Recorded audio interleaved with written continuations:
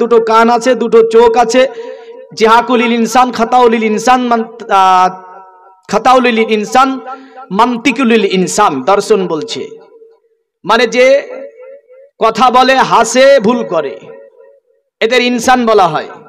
তো ইনসান বলতে সকলকে বোঝানো হয়। এটা তো নয় যে মুসলিমের দুটি হাত, হিন্দুর চারটি হাত, মুসলিমের দুটি কান, হিন্দুর তিনটি কান। এটা তো নয় যে মুসলিমের রক্ত সাদা আর হিন্দুর রক্ত লাল, মুসলিমের রক্ত লাল আর শিখের রক্ত নীল, এত নয়। রক্তের যে গ্রুপগুলো আছে, A B plus B, O plus, বিভিন্ন যেগুলো দেখতে পাবেন, এক কথায় 10টা বোতল নেন আপনি, 10টা বোতল নেওয়ার পরে এক বোতল ব্লাড নেন আপনি মুসলিমের, এক বোতল ব্লাড নেন হিন্দুর, এক বোতল ব্লাড নেন আদিবাসীর, এক বোতল ব্লাড নেন আপনি শিখের, এক বোতল ব্লাড নেন আপনি ইহুদির, এক বোতল ব্লাড নেন আপনি খ্রিস্টানদের। এমন করে 10 বোতল ব্লাড নেওয়ার পরে এক জায়গায় করা হবে। এক জায়গায় করার পরে মেডিকেল করানো হবে।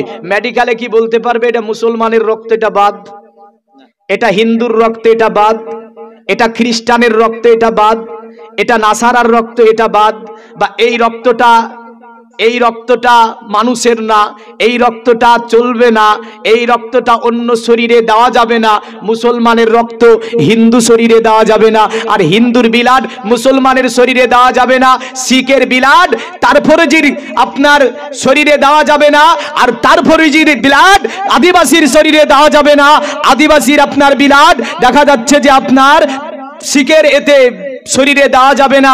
এমন কোন মেডিকেল সায়েন্স, এমন কোন চিকিৎসা বিদ্যা আছে যা বলতে পারবে না। বোঝা যাচ্ছে যে মানুষ সকলের ব্লাড, সকলের শরীরে গ্রুপকে মিলিয়ে চলবে, কোনো অসুবিধা নাই। ধর্মের কারণে ব্লাড আলাদা হয় না, ধর্মের কারণে চোখ, হাত, নাক, পা ইত্যাদি আলাদা হয় না। মনে রাখবেন সকলেই মানুষ, তবে ধর্ম হচ্ছে আবেগ, ধর্ম হচ্ছে আপনার কি মনোযোগ, ধর্ম হচ্ছে ভালোবাসা, ধর্ম হচ্ছে প্রেম, ধর্ম হচ্ছে সাধনা, ধর্ম হচ্ছে ধারণ করা। এর ওপরে কাউকে মুসলিম বলা হচ্ছে, এরপরে কাউকে হিন্দু বলা হচ্ছে, এর ওপরে কাউকে আপনার নাসারা বলা হচ্ছে, এর ওপরে কাউকে বৌদ্ধ বলা হচ্ছে। এক কথায় ওটা ধারণ একটা মনোভাব বা ধারণ একটা চেতনা বা সেটা একটা সাধনা, যার ওপরে মানুষকে ধর্মে ভাগাভাগি হয়ে যাচ্ছে, তাই না? এবার আসি, আমরা হচ্ছি মুসলিম। কি গো, আমরা মুসলিম। এই যে মুসলিম ধর্মের একটা সংবিধান আছে, আছে না নাই? মুসলিম ধর্মের যেমন করে সংবিধানের নাম হচ্ছে আল কোরআন, অনুরূপ ভাবে আমাদের বিপরীত যে ভাই, তার নাম হচ্ছে সনাতন। এই সনাতন ধর্মেরও ধর্মীয় ল আছে, ধর্মীয় সংবিধান আছে। যেমন করে সনাতন ধর্মের মূল একটা গ্রন্থ হচ্ছে বেদ, এটা 4 ভাগে বিভক্ত করা হয়েছে। এমনই ভাবে যদি খ্রিস্টান ধর্ম একটা, এই খ্রিস্টান ধর্মের একটা মূল গ্রন্থ বা খ্রিস্টান ধর্মের একটা ধর্মীয় যে ল, ধর্মীয় সংবিধান, তার নাম হচ্ছে বেদ, তার নাম হচ্ছে কি বাইবেল। এমন করে ইহুদি বলে একটা ধর্ম আছে দুনিয়ায়, এই ইহুদি ধর্মের একটা যে সংবিধান আছে তার নাম হচ্ছে তাওরাত। এমন করে দুনিয়ার জমিনে এক একটা ধর্মের এক এক রকমের সংবিধান দুনিয়াতে আছে না নাই? আছে। বাপ, আমি সর্বপ্রথমে আল কোরআন দিয়ে শুরু করব। কি দিয়ে শুরু হবে? কারণ নবীজির হাদিস, কুল্লু আমরিন জিবালা আলাম ইবদা বিইসমিল্লাহি ফাহুয়া আক্তা। যে কোনো কাজ শুরু করার প্রথমে তোমরা আল্লাহর নাম নাও, অন্য ভাষায় ঈশ্বরের নাম নাও, গডের নাম নাও ইত্যাদি। মানে যে কোনো কাজ শুরু করার প্রথমে আল্লাহর নাম দিয়ে শুরু হবে। কার নাম দিয়ে? নবীজি আরেকটা হাদিসে বললেন, কুল্লু আমরিন জিবালা আলাম ইবদা বিহামদিল্লাহি ফাহুয়া আক্তা। যে কোনো কাজ শুরু করার প্রথমে তোমরা আল্লাহর প্রশংসা দিয়ে শুরু করো, তাহলে সেই কাজটা সম্পূর্ণ হবে। জোরে বলেন। এ কোরআনুল কারীম, ফুরকানুল হামিদ একটা মহান কিতাব। এই কিতাবকে যদি বিজ্ঞানের গবেষণাগারে দেখা যায়, তবে সর্ব উঁচু জায়গায় স্থান করে দেওয়া হয়েছে। জোরে বলেন সুবহানাল্লাহ। আমেরিকার বিভিন্ন সেমিনারে কোরআনকে নিয়ে গবেষণা করতে গিয়ে অনেক বিজ্ঞান মুসলমান হয়ে গিয়েছে।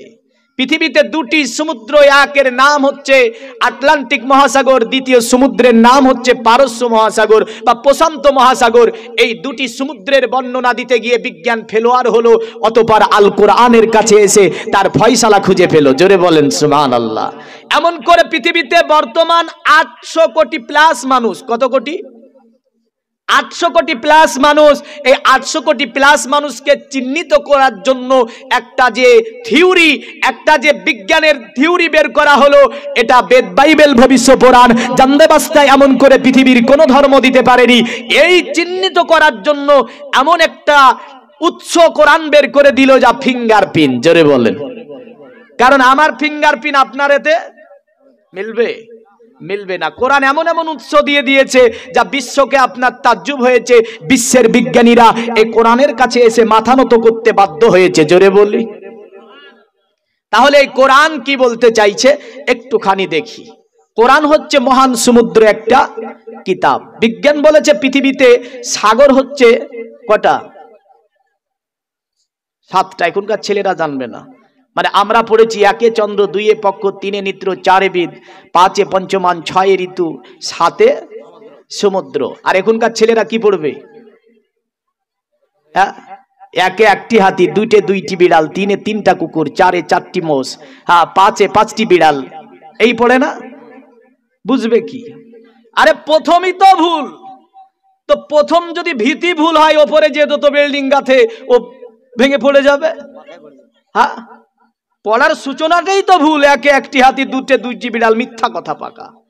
কিন্তু ঈশ্বরচন্দ্র বিদ্যাসাগর লিখে গেল 1 চন্দ্র, 1টা চন্দ্র, 2 পক্ষ, 2টি পক্ষ, 3 নেত্র, 3টি চোখ, 4 বিদ মানে 4টা বিদ মানে ধর্মীয় গ্রন্থ, 5 পঞ্চবান, 6 ঋতু, 7 সমুদ্র। কত সুন্দর করে প্রতিটার সঙ্গে মেল করে একদম সুন্দর করে ঈশ্বরচন্দ্র বিদ্যাসাগরের যে ধারাপাত আমরা পড়েছিলাম, এখন বলছে এই ঈশ্বরচন্দ্র বিদ্যাসাগর আর রাখা যাবে না, এখন দুনিয়াটা হয়ে গেছে অন্যরকম। আসি আল কোরআনটা কি জিনিস একটুখানি বলে বেদে চলে যাব। আল কোরআন হচ্ছে মহান সমুদ্র কিতাব। আল্লাহ পাকের কোরআনুল কারীম ফুরকানুল হামিদ দুনিয়ার জমিনে আমার আল্লাহ পাক আমার নবীজির উপরে আপনার প্রেরণ করলেন। আজ থেকে 23 বছর আগে মক্কা মদিনার সরজমিনে যে সময় কাবার মধ্যে 360টি বুত রাখা ছিল, বেদে বলেছে কাম্মেস্তে তো হুতুঙ্গানা প্রাপন্ন দেবতা তং তং নিয়ামাস্তাই প্রাকিতা নিয়াতা সাবা।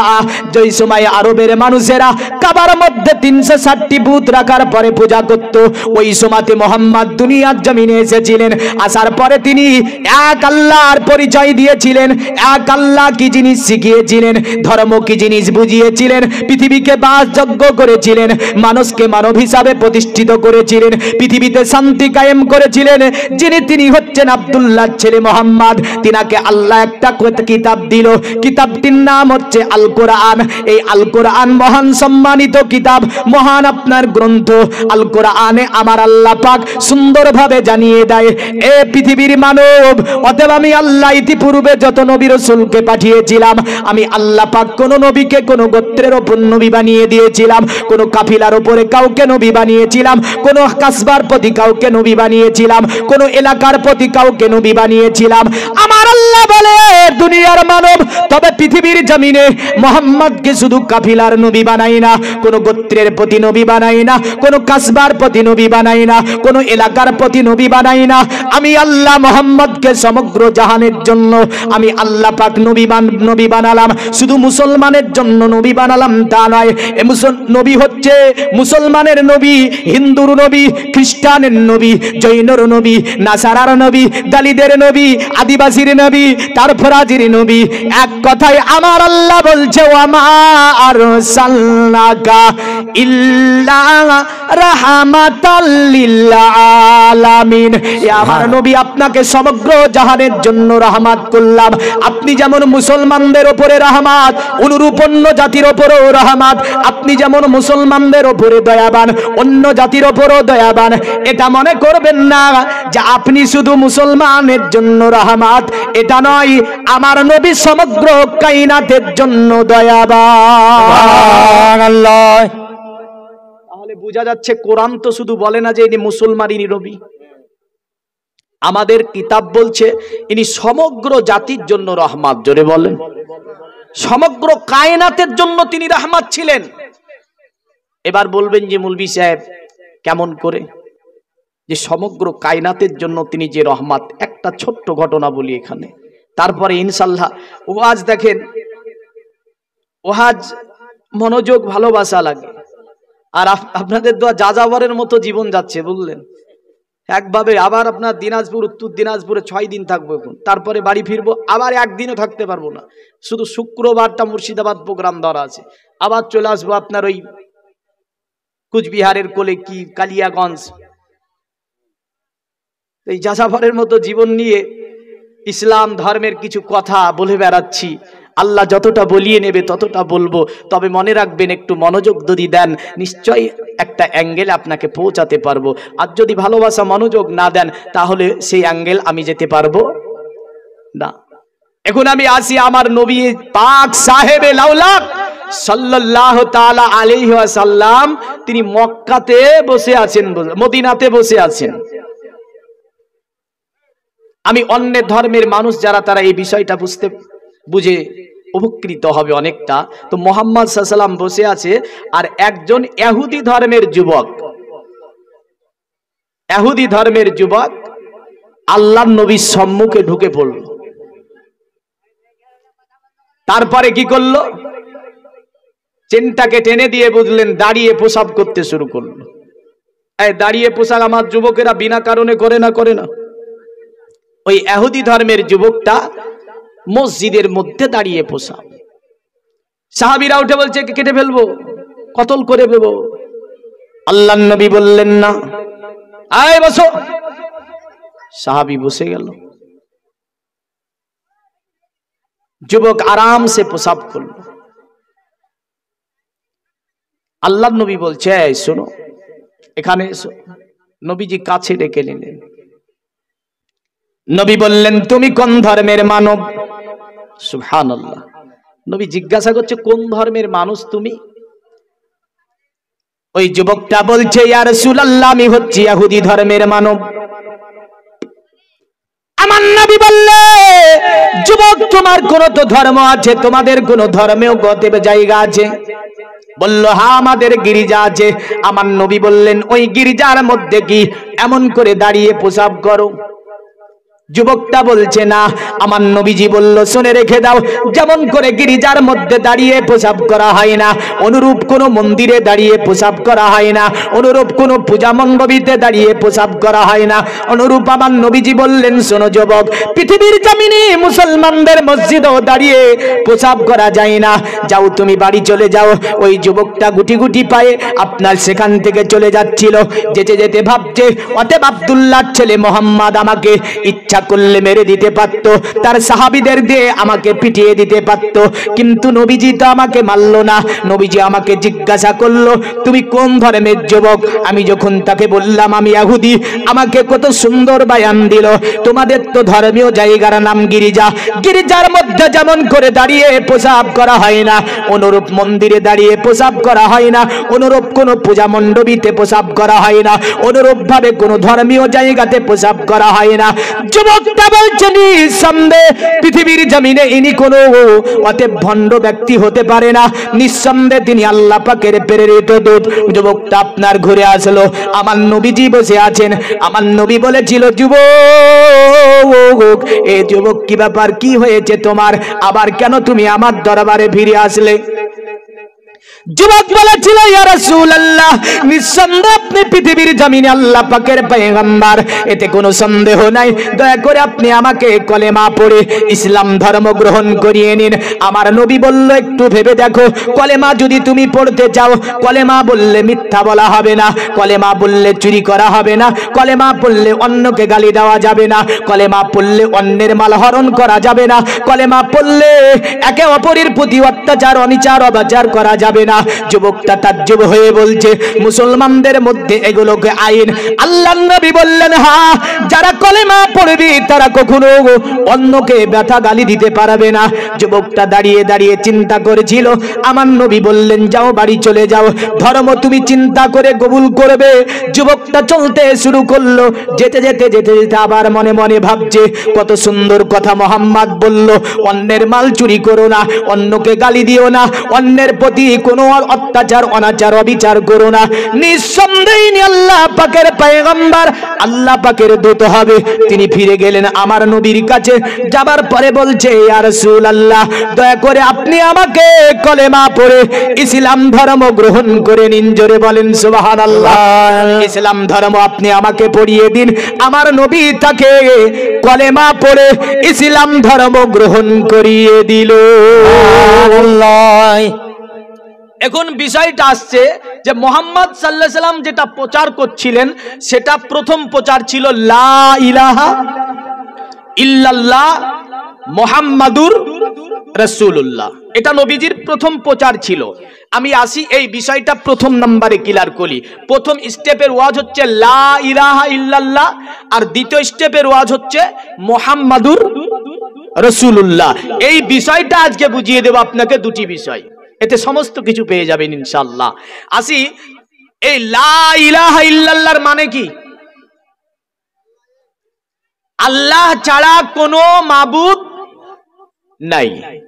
এই একটা শব্দ যেটা কোরআনে এভাবে বলেছে, আল্লাহু লা ইলাহা ইল্লাহু আল হাইয়ুল কাইয়ুম লা তাখুযুহু সিনাতু ওয়ালা নাওম। আল্লাহ যিনি, তিনি ছাড়া আর অন্য কোনো উপাস্য নাই। তিনি চিরজীবী, অন্যদেরকে অধিষ্ঠিত করে রেখেছেন। নিদ্রা তন্দ্রা কোন জিনিস তাকে স্পর্শ করতে পারে না। এটা কোরআন। এবার দেখেন, এই লা ইলাহা ইল্লাল্লাহ এটা এমন একটা মন্ত্র যেটা শুধু কোরআনে আছে তা নয়। এটা পাঠ করলে জান্নাতে যাবে। জোরে বলেন, কোথায় যাবে? জান্নাতে যাবে। মুসলমানদের মূল মন্ত্রের নাম কি? এই জোরে বলেন, মুসলমানদের মূল মন্ত্রের নাম কি? লা ইলাহা ইল্লাল্লাহ। নবীজি সাল্লাল্লাহু আলাইহি ওয়াসাল্লাম তিনি বলেছেন, বুখারী মুসলিমের হাদিস, মিসকাতের হাদিস, হাদিসে জিবরিলে আছে। হাদিসে জিবরিল বড় হাদিস, অত বড় হাদিস এখন আনছি না আমি, কারণ তাহলে ইসলামের এতি থেকে যাবে ওয়াজটা। হাদিসে জিবরিল আছে যে ইজতালা আলাইনা রাজুলুন, একজন ব্যক্তি রাসূলুল্লাহর কাছে আসলো, নবীজির পায়ের সঙ্গে পা মিলিয়ে দিয়ে বসে গেল। অতঃপর সাহাবীরা বলছে, লা ইউরা আলাইনা আসারুস সাফার, আমরা তাকে দেখলাম তার গায়ে কোনো ধুলো ময়লা মাটি ছিল না। সে ব্যক্তি বসে নবীজিকে জিজ্ঞাসা করছে, ক্বালা ইয়া মুহাম্মদ আকবারানি আনিল ইসলাম, আপনি ইসলাম সম্পর্কে আমাদেরকে কিছু বলুন। আল্লাহর নবী বললেন, ক্বালা রাসূলুল্লাহ সাল্লাল্লাহু আলাইহি ওয়াসাল্লাম আন্না তাশহাদু আল্লা ইলাহা ইল্লাল্লাহ ওয়া আন্না মুহাম্মাদার রাসূলুল্লাহ। এটা ইসলাম ধর্মের প্রথম মন্ত্র। এবার সনাতন ধর্মে একটা মন্ত্র আছে, যে মন্ত্রটির নাম হচ্ছে মনোমন্ত্র। কি মন্ত্র? এটা কি জিনিস একটুখানি দেখি। এই মনোমন্ত্র ছাড়া জান্নাত যাওয়া যাবে না? না যাবে? এখন যদি আপনাকে জিজ্ঞাসা করি কোথায় যাবেন, কি বলবেন? জান্নাতে বলবেন না জাহান্নামে বলবেন? হ্যাঁ, যদি বলি সনাতন ধর্মের মানুষকে তোমরা মরার পরে কোথায় যাবে, কি বলবে ওরা? স্বর্গে যাবে। যদি বলি খ্রিস্টানকে তুমি মরার পরে কোথায় যাবে, কি বলবে ও? জান্নাত যাবে। একজনে কথা স্বীকার করবে না যে আমি নরকে যাব, আমি জাহান্নামে যাব, এটা কেউ বলবে না। মুসলমান বলে জান্নাতে যাব, সনাতন বলে স্বর্গে যাব, খ্রিস্টান বলে জান্নাতে যাব, দলিত বলে স্বর্গে যাব। তাহলে বোঝা যাচ্ছে আমাদের মূল উদ্দেশ্যই হচ্ছে স্বর্গ। কি গো, প্রতিটা ধর্মের টার্গেট হচ্ছে স্বর্গ লাভ করা। তাহলে স্বর্গ লাভ করিতে গেলে কি করিতে হবে? এটা একটা বিষয়, যে স্বর্গ লাভ করিতে গেলে কি করিতে হবে। আমাদের দিকে যেমন করে আপনার দেখতে পাই মৌলভী সাহেব আসার পরে বলে লা ইলাহা ইল্লাল্লাহ মুহাম্মাদুর রাসূলুল্লাহ সাল্লাল্লাহু আলাইহি ওয়াসাল্লাম। এই বান্দা তুমি এটা পড়তে থাকো। মৃত্যু সজ্জিত ব্যক্তি আছে, বান্দাকে বলে বান্দা তুমি এটা পড়তে থাকো। সনাতন ধর্মে অনুরূপ ভাবে আপনার কে আসবে, আপনার ব্রাহ্মণ আসবে। ব্রাহ্মণরা বড় চালাক হয়, কারণ পৃথিবীর জমিনে এই ধর্মের আপনার অদন পতনের পিছনে কারণ হচ্ছে যারা উচ্চশালী তারা নিচুশালী মানুষদেরকে মন্দিরের মধ্যে ঢুকতে দেয় না। ঢোল বাজাবে কোথা থেকে? নিজে থেকে। তারা শেষের দিকে কি করেছিল জানেন? দলে দলে আসার পরে মুহাম্মাদের হাতে হাত দিয়ে ইসলাম ধর্ম কবুল করেছিল। কারণ নবী বলেছিলেন যখন নামাজে দাঁড়াবে রাজা মন্ত্রী বাদশা থেকে নিয়ে এমএলএ থেকে নিয়ে যেই হোক না কেন কাঁধে কাঁধ মিলিয়ে দাঁড়িয়ে যেতে হবে। তারা দেখলো মুহাম্মাদের ধর্মটা কত সুন্দর, এতে কোনো জাতিভেদের কোনো তারতম্য নাই। আর আমার ধর্মে কাউকে মন্দিরে উঠতে দেওয়া হবে আর কাউকে মন্দিরে উঠতে দেওয়া হবে না। কাউকে আপনার পূজা মণ্ডপের কাছে কেউ যেতে পারবে আর কেউ যেতে পারবে না। পৃথিবীর মুমিন মুসলমান এই আপনার ব্রাহ্ম জাতি আসবে। ব্রাহ্মণ শব্দটি একটি সংস্কৃতি শব্দ, যেটা আপনার ভারতবর্ষের প্রাচীন একটা কিতাব। কিতাবটির নাম হচ্ছে মহাভারত। এই মহাভারতের মধ্যে এইভাবে আছে, কালক্রমে বিষ্ণু যশেতে নামেতে ব্রাহ্মণ সম্বল নগরেতে জন্ম লইবেন তখন মহাবীর্য মহাবুদ্ধি কলকিতার ঘরে জন্মিবে যথাকালে দেবকার জাতরে। পৃথিবীর জমিনটাতে এমন একজন বিষ্ণু যশের ঘরে একজন ব্রাহ্মণ জন্ম নেবে। উনি আপনার আসার পরে দিন মানুষকে শিখিয়ে দেবে, তৌহিদের বাণী মানুষকে শিখিয়ে দেবে। এক আল্লাহর ধর্মটা কি জিনিস ওটা মানুষকে জানিয়ে দেবে। বলল শুনে রেখে দে, এই ব্রাহ্মণ যিনি হবে তিনি বড়ই সাধু হবে। কারণ ব্রাহ্মণ শব্দটি যদি সংস্কৃতি শব্দ হয়, এর ব্যাখ্যা এর সংজ্ঞা বেদে এইভাবে দেওয়া হয়েছে।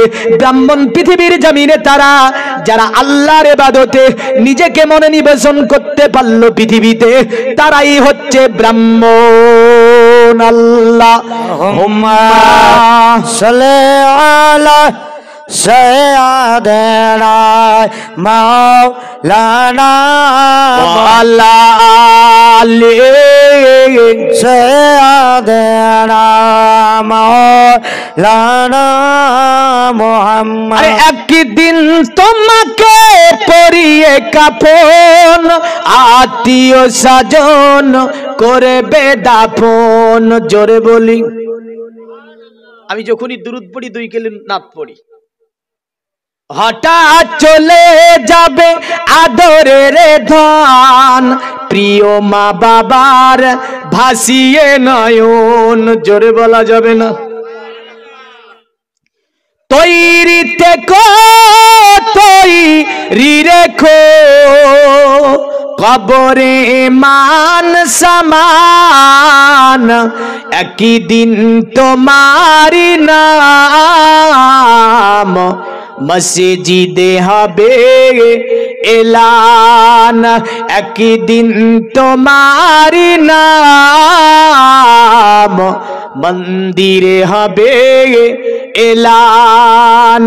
তৈরি থেকো তৈরি রেখো সুন্নাতি আমাল ইমান, একই দিন তোমারি নাম মসজিদে হবে এলান। আল্লাহুম্মা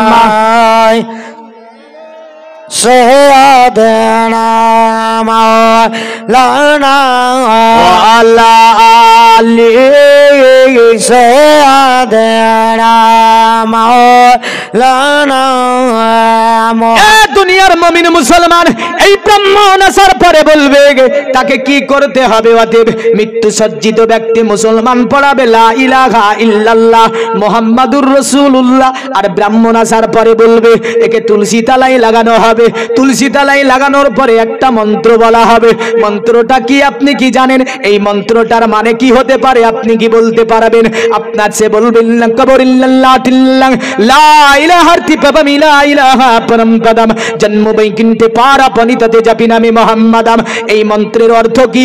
এই মন্ত্র কি না বলতে চাইলো, আপনার মন প্রহিত বলতে চাইলো এটাই, সোনে এক আল্লাহর জিকির ছাড়া অন্য কোন জিকির করা হবে না পৃথিবীর জমিনে। লা ইলাহা ইল্লাল্লাহ এটা যে ব্যক্তি পড়ে নেবে ওই ব্যক্তি মহান সম্মানের অধিকারী হয়ে যাবে।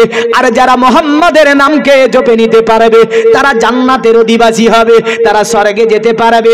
অতএব এই মৃত্যু সজ্জিত ব্যক্তি এটাই তাকে বলতে চায়, তুমি যতক্ষণ দুনিয়াতে আর আসো তুমি কি করো বলে, লা ইলাহার দিবাবাম ইলা ইলাহা পরম পদম জন্ম বৈকুণ্ঠ পারা বনিতাতে জাপি নামে মুহাম্মাদাম।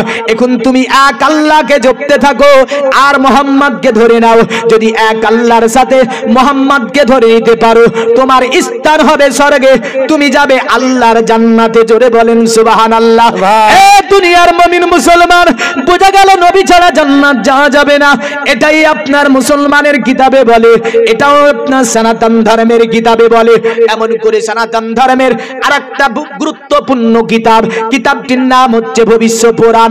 এই ভবিষ্য পুরাণের মধ্যে বলেছে সুন্দরভাবে, এত শ্লীলন্তারে মিলচ্চাচারদিন সম্ভাবিত মহামাদিতি জ্ঞাত শিক্ষো সকা সম্ভাবিত নিপ্রসেচ মহাদেবাং মরিস্তাল নিবাসী নমো গঙ্গা জলস্থ সহস্নপ্প পঞ্চগব্য সম্ভবিতে নমস্তে বিরিজানাথ মরিস্তাল নিবাসিনে তীব্ররসুর নাসায় বহুমায়া প্রবর্তিনে। তারা বলল শুনে রেখে দে দুনিয়ার মানব, পৃথিবীর জমিনে মরুর স্থলে একজন ব্যক্তি আগমন করবে, তিনার নাম হবে মুহাম্মদ। কি নাম হবে? মুহাম্মদ নামটা কি নাম? আরবি। আর ভবিষ্য পুরাণে বলছে মাহমাদ। এখন এই নামটা যে আরবি, কোরআনে কিন্তু এইভাবে আছে, মা কানা মুহাম্মাদুন আবা আহাদিম মির রিজালিকুম ওয়ালাকির রাসূলুল্লাহ ওয়ালাকির রাসূলুল্লাহি ওয়া খাতামান নাবিয়্যিন ওয়া কানাল্লাহু বিকুল্লি শাইইন আলিমা। আবার বলল মুহাম্মদ সাল্লাল্লাহু আলাইহি ওয়াসাল্লাম কোন পুরুষের পিতা নয়, আর এই নবী হচ্ছে নবীদের সমর্পণকারী নবী, কারণ পৃথিবীর জমিনে আমি আল্লাহর কোন নবী রাসূল পাঠাবো না। তো মুহাম্মদ এসেছে কোন জায়গায় বলেন? জায়গাটার নাম বলেন। মক্কায়। নবী এসেছেন কোথায়? মক্কা। মক্কাতে নবী এসেছেন। তো দেখেন এখানে বলেছে মরুর স্থানে আসবে, ওটা একটা মরুর স্থান, মক্কা একটা মরুস্থল। এই মরুস্থলে যিনি আসছেন তিনি মুহাম্মদ। এই নাম আরো বেদে অন্যভাবে আছে, আমি অন্য মন্ত্রে বলে দেব, তবে ভবিষ্য পুরাণের ভাষায় বলে চেতসলিল্লন্তারে মিলচ্চাচার্যেন সম্ভাবিত মাহমাদিতি খ্যাত শিক্ষা সম্ভাবিত নিপ্রসেচা মহাদেবাং মরিস্তাল নিবাসী নম। এখানে যে মুহাম্মদ শব্দটি ব্যবহার করেছে, এই মুহাম্মদ বলতে মুহাম্মদ সাল্লাল্লাহু আলাইহি ওয়াসাল্লাম বলল আরো কি শিক্ষা সম্ভাবিত। আর এই মরুস্থলে আগমন করে তিনি দলবল নিয়ে মক্কা শাসন করবে, আর মক্কার সাথে আশপাশে যত জায়গাগুলি আছে সবগুলোকে যিনি শাসন করবে তিনি হচ্ছে আব্দুল্লাহ ছেলে মুহাম্মদ সাল্লাল্লাহু আলাইহি ওয়াসাল্লাম। জোরে বলেন কি নাম? নারায়ে তাকবীর, আল্লাহু আকবার। দেখেছেন সিংহের জাত, একদিন জালসা দিয়ে বললেন নারায়ে তাকবীরের ধ্বনি দেয় না, ব্যাটারি শেষ। হ্যাঁ, তো যদি আপনি আল্লাহর নাম নিতে গিয়ে অনীহা করেন, আল্লাহর নাম নিতে গিয়ে নিজের শক্তিকে ব্যয় না করেন, বলেন শক্তি দিয়েছে কে?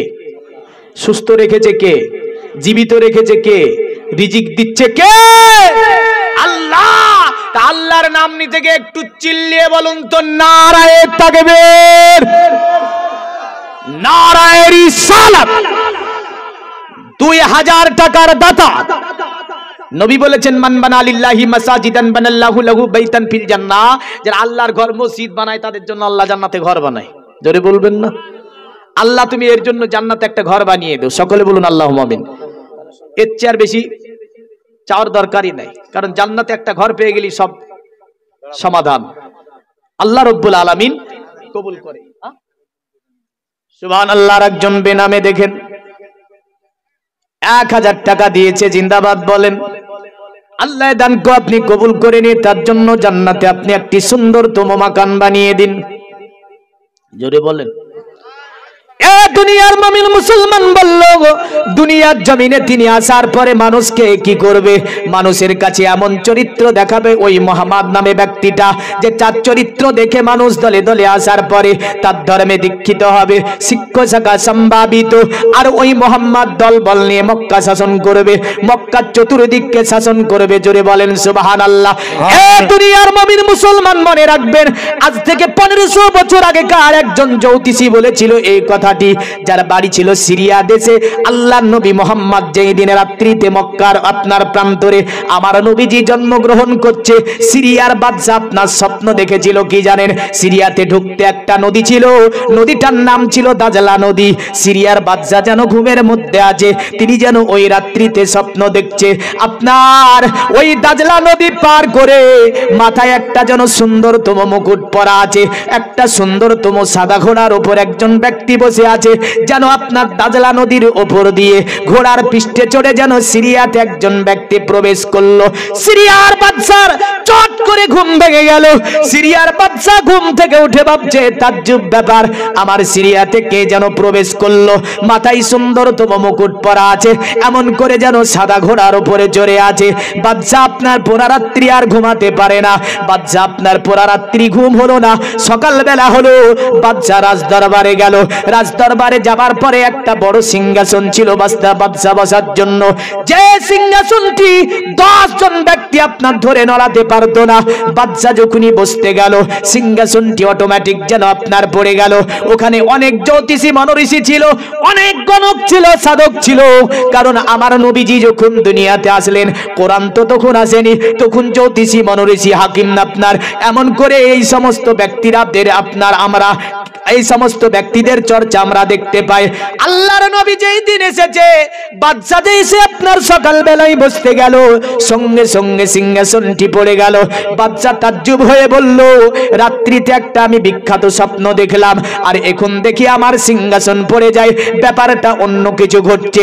বাদশা জ্যোতিষীদেরকে ডাকলো, ডাকার পরে বলল, বলে দে, তোদেরকে বেতন দিয়েছি, দীর্ঘদিন ধরে তোদেরকে আমার দরবারে খাইয়েছি, এমন করে বেতন দিয়ে রেখেছি। এই জ্যোতিষী দলেরা বল, আমি বাদশা আজকে রাত্রিতে একটা স্বপ্ন দেখেছি, এই স্বপ্নের ব্যাখ্যা তোদেরকে বলতে হবে। ইতিমধ্যে সিরিয়ার একটা দল দৌড় দিয়েছে, বলল বাদশা একটি তাজ্জব ঘটনা সিরিয়ায় ঘটে গিয়েছে। বাদশা বলল, কি ঘটনা ঘটেছে?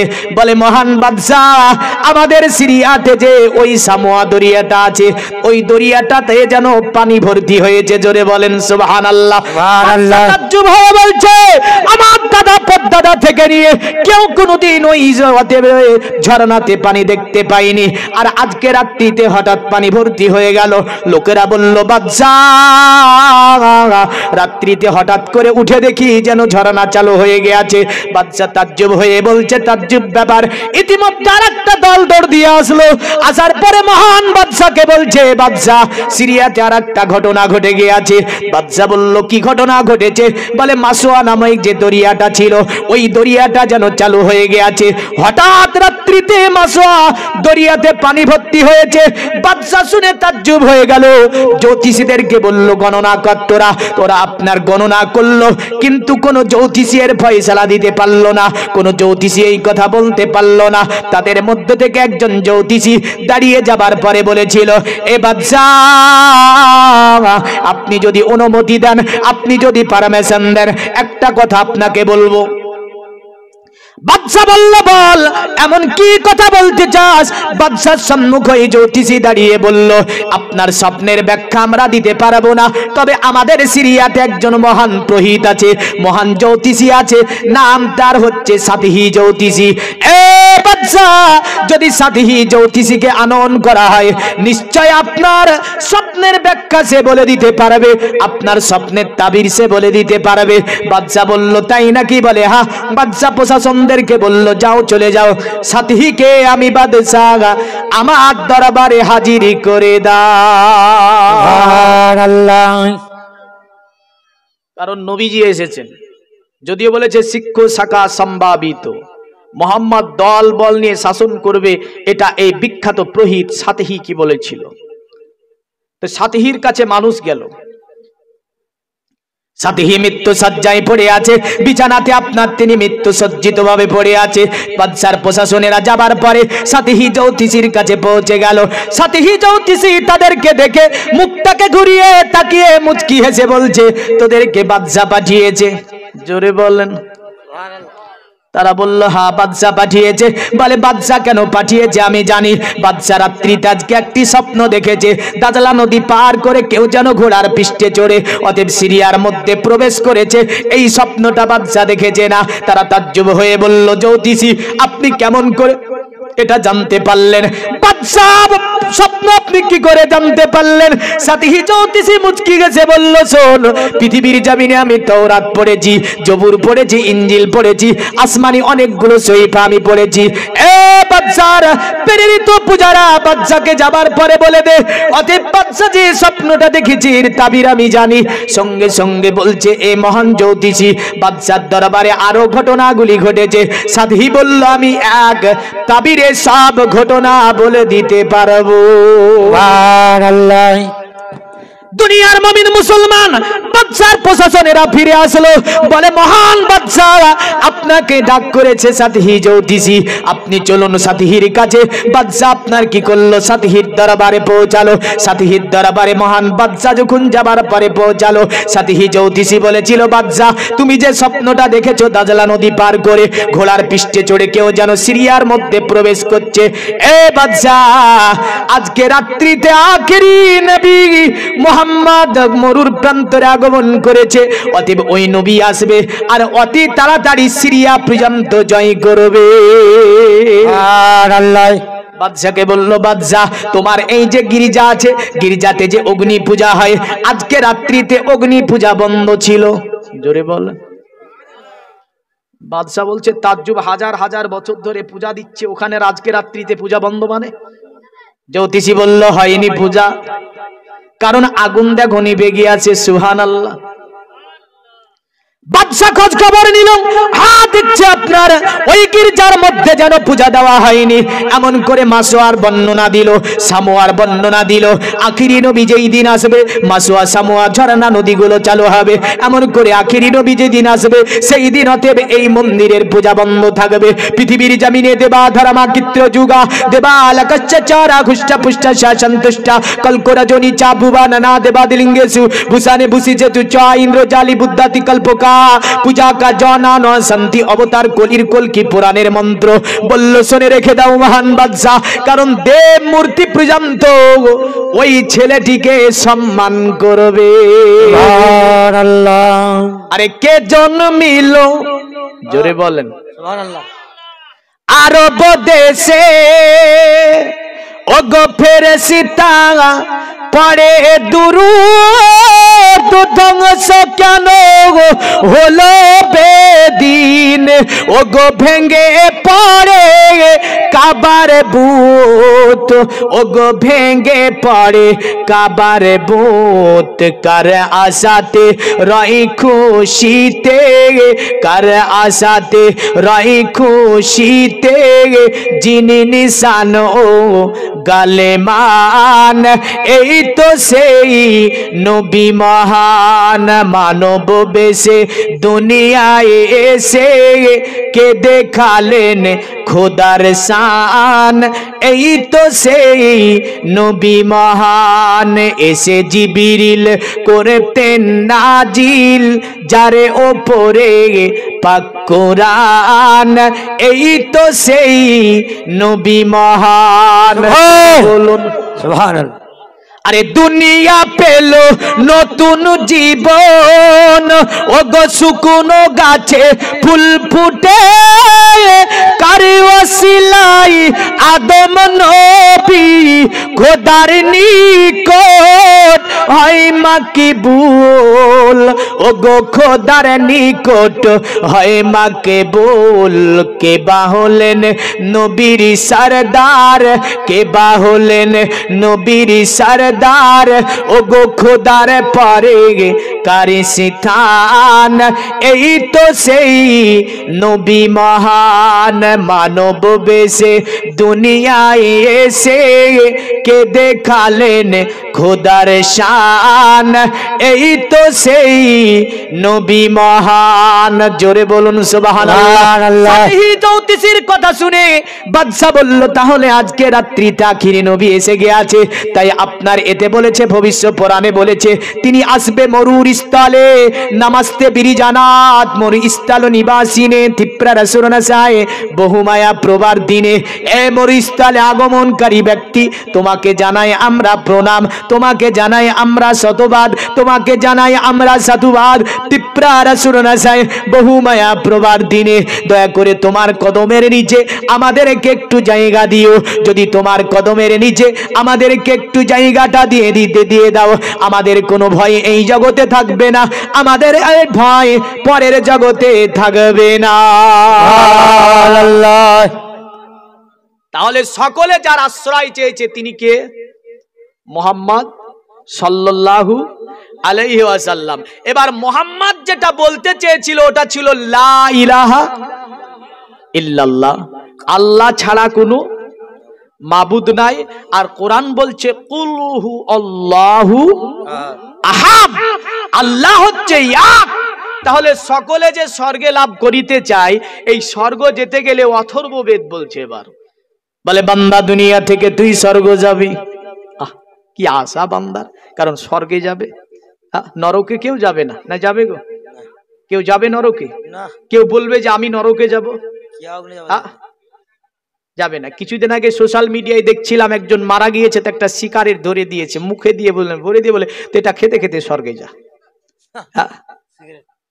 আবার কোন ধর্মে আছে পুঁতে দেওয়ার পরে আসমরা বেঁধে বসে দিল, এক প্যাকেট বিড়ি দিবে, একটা ম্যাচেস দেবে, দেওয়ার পরে বলবে এটা খেতে খেতে তো জান্নাতে যা। আর আমরা কি করব? আমরা কি বলি? কবরে নামিয়ে দিয়ে কি বলি? বিসমিল্লাহি ওয়া ফি সাবিলিল্লাহি আলা মিল্লাতি রাসূলিল্লাহ। এ বান্দাকে মিল্লাত ইসলামের উপরে, রাসূলের মিল্লাতের উপরে রাখা হচ্ছে। সুবহানাল্লাহ। তারপরে মাটি দিয়ে কি বলি? মিনহা খালাকনাকুম ওয়া ফিহা নুঈদুকুম ওয়া মিনহা নুখরিজুকুম তারাতান উখরা। এই মাটি থেকেই তোমাকে তৈরি করা হয়েছে, মাটিতেই তোমাকে সমাহিত করা হচ্ছে, এই মাটি থেকেই তোমাকে উদিত করা হবে। জোরে বলেন সুবহানাল্লাহ। এগুলো আমরা বলি। এখন অন্য ধর্মে যে জান্নাত যাবে, এই জান্নাত যাওয়ার জন্য কি বলা আছে? অথর্ব বেদ বলছে, বান্দা তুই যদি মৃত্যুর পরে জান্নাত যেতে চাস, কারণ মরতে তো তোকে হবি। পৃথিবীর জমিনে নমাজ রোজা হজ যাকাত যাই বলেন না কেন, নমাজ মুসলমান বিশ্বাস করে, হিন্দু তো বিশ্বাস করবে না। রোজা মুসলমান বিশ্বাস করবে, খ্রিস্টান তো বিশ্বাস করবে না। এমন করে হজ মুসলমান বিশ্বাস করবে, দালিত আদিবাসী তো বিশ্বাস করবে না। যাকাত মুসলমান বিশ্বাস করবে, কিন্তু আপনার শিখ জাতি তো যাকাত বিশ্বাস করবে না। কিন্তু পৃথিবীর জমিনে মৃত্যু এমন একটা বস্তু, এটাকে আপনার মুসলমান তো মুসলমান। পৃথিবীর জমিনে এমন কোন জাতি নাই, এমন কোন মানুষ নাই যে মৃত্যুকে অস্বীকার করতে পারবে। সকলে এক বাক্যে যেটাকে স্বীকার করতে বাধ্য হয়েছে, সেটার নাম হচ্ছে মৃত্যু। জোরে বলেন সুবহানাল্লাহ। মৃত্যুর স্বাদ তোমাকে নিতেই হবে। তাই অথর্ব বেদ বলছে, যতদা বলদা যস্য বিশ্ব যশশ্চায়ে মৃত যস্য মৃত। এই বান্দা দুনিয়ার জমিনে তুই মৃত্যুর পরে স্বর্গ যদি লাভ করিতে চাস, এই বিশ্ব ভবনকে যিনি সৃষ্টি করেছেন ওনার ইবাদত করে নে, ওনার পূজা করে নে বান্দা। যদি ওনার ইবাদত পূজা করে নিতে পারিস মৃত্যুর পরে, তাহলে নিশ্চয় তোকে স্বর্গে দেওয়া হবে। জোরে বলেন সুবহানাল্লাহ। দুনিয়ার মুমিন মুসলমান স্বর্গে যাওয়ার জন্য আপনার আরেকটা গুরুত্বপূর্ণ অন্য ধর্মের কিতাবটির নাম হচ্ছে শ্রীমদ্ ভগবদ গীতাই বলছে, শোনো পৃথিবীর মানব, তুমি যে স্বর্গে যেতে চাও মৃত্যুর পরে, স্বর্গে যাবার জন্য তো অন্য কোন রাস্তায় তুমি স্বর্গে যেতে পারবে না। গানা বাজিয়ে স্বর্গে যাওয়া যাবে না, অতএব তাস খেলে স্বর্গে যাওয়া যাবে না, জুয়া করে খেলে স্বর্গে যাওয়া যাবে না, নাচা গানা করে স্বর্গে যাওয়া যাবে না, মদ্যপান করে স্বর্গে যাওয়া যাবে না, গাঁজা পান করে স্বর্গে যাওয়া যাবে না। অতএব স্বর্গে যেতে হলে কি করতে হবে? পিতা হসিল কাশ্য চরাচরস্য তপস্য পূজাচ্য গুরুগুরিয়ান না তত সমহস্ত গোতন্নয় হত্ত প্রতিম প্রভাব। পৃথিবীর জমিন থেকে তুমি যদি মৃত্যুর পরে স্বর্গ লাভ করিতে চাও, তাহলে সকলের মালিক যিনি, উনি হচ্ছে আল্লাহ সকলের পিতা যিনি, এমন করে সকলের অতএব মনিব যিনি, উনি হচ্ছে আল্লাহ। উনার পূজা করে নাও। উনার যদি পূজা করে নিতে পারো তাহলে নিশ্চয় তোমার জন্য পরের জগতে স্বর্গ রয়েছে। জোরে বলেন সুবহানাল্লাহ। দুনিয়ার মুমিন মুসলমান, এখন আপনার যদি বলতে চাই কার পূজা হবে, কাকে মানতে হবে, কাকে জানতে হবে, যদি আমরা দেখতে যাই পৃথিবীর জমিনে আজ থেকে 1500 বছর আগে মানুষ পূজা করত লাত, বালা, বাক্কা, হানাত, মানাত, সানাত, খানাত, জানাত, পালাত, 360টি মূর্তি। কটা? 360টি। পবিত্র কোরআন দিয়ে একটু এর ব্যাখ্যাটা দিয়ে দেখেন এই মূর্তিগুলানের। তো মুহাম্মদ সাল্লাল্লাহু আলাইহি ওয়াসাল্লাম গিয়ে দেখছে কেউ আপনার লাতের সম্মুখে বসে পূজা করছে, কেউ উজ্জার সম্মুখে বসেছে, কেউ বালার সম্মুখে বসেছে, কেউ বাক্কার সম্মুখে বসেছে, কেউ মানাতের সম্মুখে বসেছে। আল্লাহর নবী গিয়ে বলছে এরা কি করছে? আল্লাহর নবী ডেকে বললেন কি ব্যাপার, কি করছো এগুলি? তারা বললে আব্দুল্লাহর ছেলে মুহাম্মদ আমরা পূজা করছি। নবী বললেন কিসের জন্য পূজা করো? বলে স্বর্গের জন্য। কিসের জন্য? স্বর্গের জন্য। আল্লাহর নবী বললেন তাহলে স্বর্গ যিনি তৈরি করেছেন তিনি তো এক। তারা বলল হ্যাঁ এক। নবী বললেন তাহলে এতটা কেন পূজা হবে? তারা উত্তর দিতে সক্ষম হলো না। তারা বলল মুহাম্মদ ওই এক আল্লাহ পর্যন্ত যাওয়ার জন্য আমরা এদের অনুসরণ করি। কি বলল? এক আল্লাহ পর্যন্ত যাওয়ার জন্য আমরা এদের অনুসরণ করি। তখন আয়াত নাজিল হলো সূরা আলে ইমরানের আয়াতটি, কুল ইয়া কুনতুম তুহিব্বুনাল্লাহ ফাত্তাবিউনি ইহবিবিকুমুল্লাহু ওয়া ইয়াগফির লাকুম যুনুবাকুম ওয়াল্লাহু গফুরুর রহিম। জোরে বলুন সুবহানাল্লাহ। আল্লাহ হাবিবকে বলছে হাবিব তার আপনাকে বলেছে আল্লাহ পর্যন্ত যাওয়ার জন্য এগুলো অনুসরণ করি সবে। এ নবী তাদেরকে বলুন ওগুলো অনুসরণ করে আল্লাহকে পাওয়া যাবে না। যদি তারা আল্লাহকে পেতে চায়, আল্লাহর অনুসরণ করতে চায়, আল্লাহকে খুশি রাজি করতে চায়, ফাত্তাবিউনি তারা যাতে আপনার ইত্তেবা করে, আপনার অনুসরণ করে, আপনার অনুচরণ করে। যদি তারা আপনার অনুচরণ করে নেয় আমি আল্লাহ আমাকে তারা পেয়ে যাবে। আর আমাকে পেয়ে গেলে তাদের জীবনের সব গুনাহগুলিকে আমি আল্লাহ মাফ করে দেব। অতএব যদি তারা আপনাকে পেয়ে যায় পূজা নয়, তারা অনুসরণ করুক মুহাম্মাদের। জোরে বলেন সুবহানাল্লাহ। এখন একটা বিষয় হচ্ছে আল্লাহ কটা গো? আল্লাহ এক, কুলহু আল্লাহু আহাদ, আল্লাহ এক। আল্লাহর কোনো দ্বিতীয় আছে? এখন যদি বলে যে আল্লাহ কটা, সব ধর্মেই বলেছে আল্লাহ একটা। কটা? তবে খ্রিস্টানেরা বলল কটা? হ্যাঁ, খ্রিস্টানেরা কটা বলেছে? গড দি হলি সন, গড দি হলি ফাদার, গড দি হলি গস্ট। আল্লাহ হচ্ছে আপনার প্রিয় পুত্র, প্রিয় পিতা, এমন করে গড দি হলি গড, প্রিয় আধ্যাত্মিকবাদ। খ্রিস্টানরা বলল তিনটি আল্লাহ, এক আল্লাহ হচ্ছে গড, এক আল্লাহ হচ্ছে যিশু, আর একজনের নাম হচ্ছে মেরি। পারসিকরা বলল ভুল কথা বলিস না, ওদেরকে বলছে খ্রিস্টানকে। বলে কেন তিনটি আল্লাহ কি করে হবে? আল্লাহ তো হবে দুটি, কটা হবে? পারসিকরা বলল দুটি হবে আল্লাহ। বলল কি করে দুটি হবে? বলে এক আল্লাহ মঙ্গল করে, এক আল্লাহ অমঙ্গল করে। নাউজুবিল্লাহ। জোরে বলেন। এখন যদি আপনি অন্য ধর্মের কিতাব দেখতে যান দেখতে পাবেন আল্লাহর কোনো শেষ নাই। বুঝলেন? আল্লাহকে বলতে গিয়ে বলল বিষ্ণু, বলল কখনো বলল ঈশ্বর, কখনো বলল পার্বতী, কখনো বলল ভগবতী, কখনো বলল ইত্যাদি বহু কিছু নাম, ওদেরই নাম বলছি না আমি। তবে মনে রাখবেন একটা কথা, আল্লাহ এতে কোনো সন্দেহ নাই, কারণ আপনার বেদে ও জগবেদে আছে। শুনে রেখে দাও পৃথিবীর মুমিন মুসলমান, একাং ব্রহ্ম দত্ত নাহি না দত্তি কিঞ্চাং, একাং আদ্যত্তাং ন দ্বিতীয় ন তৃতীয়, চতুর্থ না পঞ্চত্তে, না পঞ্চম না ষষ্ঠম, সপ্তম না পঞ্চত্তে, না অষ্টম না নবম, দশম না পঞ্চত্তে, জয়তং বিদমি কি বিতং বেদ। বল্লা শুনে রেখে দাও দুনিয়ার জমিনে আল্লাহ কটা? বলল আল্লাহ, আল্লাহকে এক বলো না, অতএব তিনাকে একক বলিয়া জানিতে হবে। জোরে বলেন সুবহানাল্লাহ।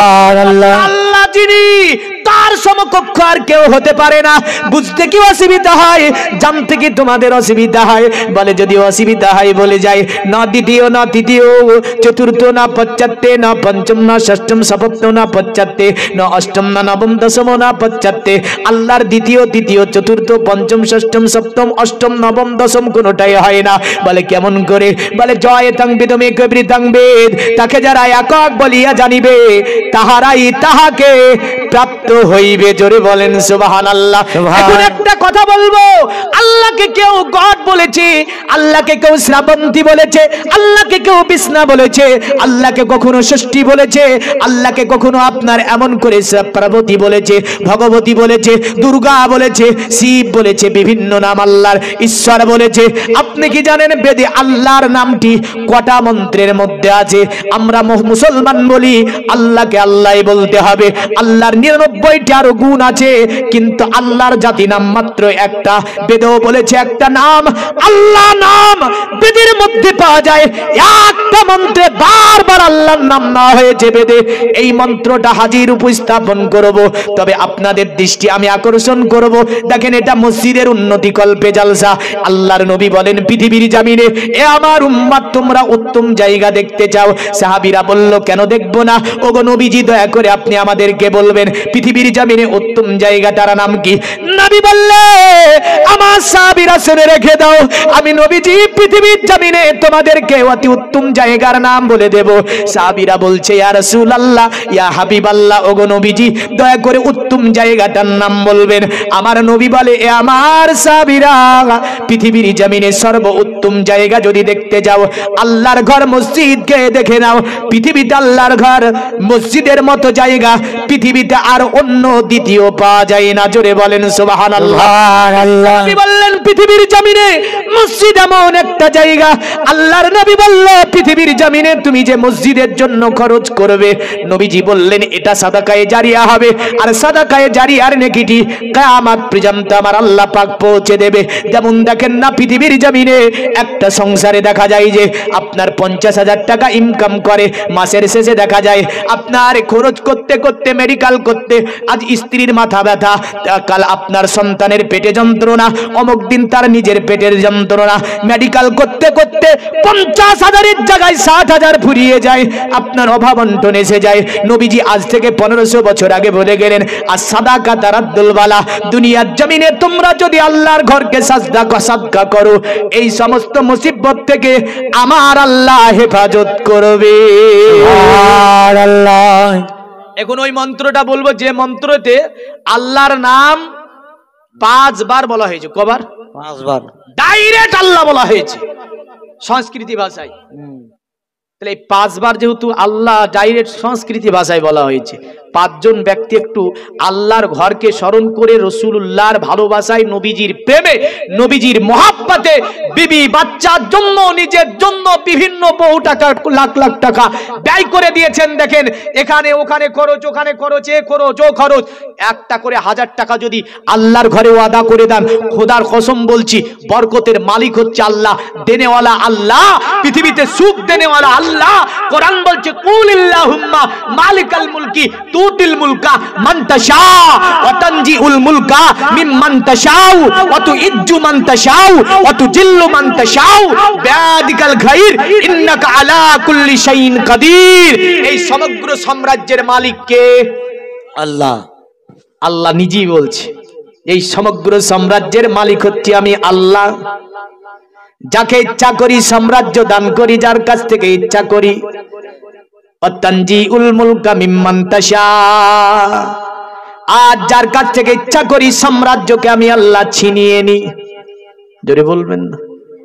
যাকে ইচ্ছা করি মাল দান করি, আর যাকে ইচ্ছা করি আমি আল্লাহ পাক ফকির বানিয়ে দিই। আবার ফকিরকে আমি আল্লাহ বাদশায় রূপান্তরিত করি, আবার বাদশাকে ফকিরে রূপান্তরিত করি। জোরে বলেন আর আল্লাহ। মাল দেনেওয়ালা কে? আল্লাহ। আল্লাহর রাহে আপনি এক দিলে আল্লাহ 700-র অধিক দেয়। দেয় না? দেয় না? জমিনে সরিষা ফেলেন, দেখেন না কয় কেজি ফেলেন এক বিঘাতে? 2 কিলো। এবার আল্লাহ যদি 2 কিলো ফিরে দেয়, সরিষা বনবেন? আর কবি না, বনবেন না।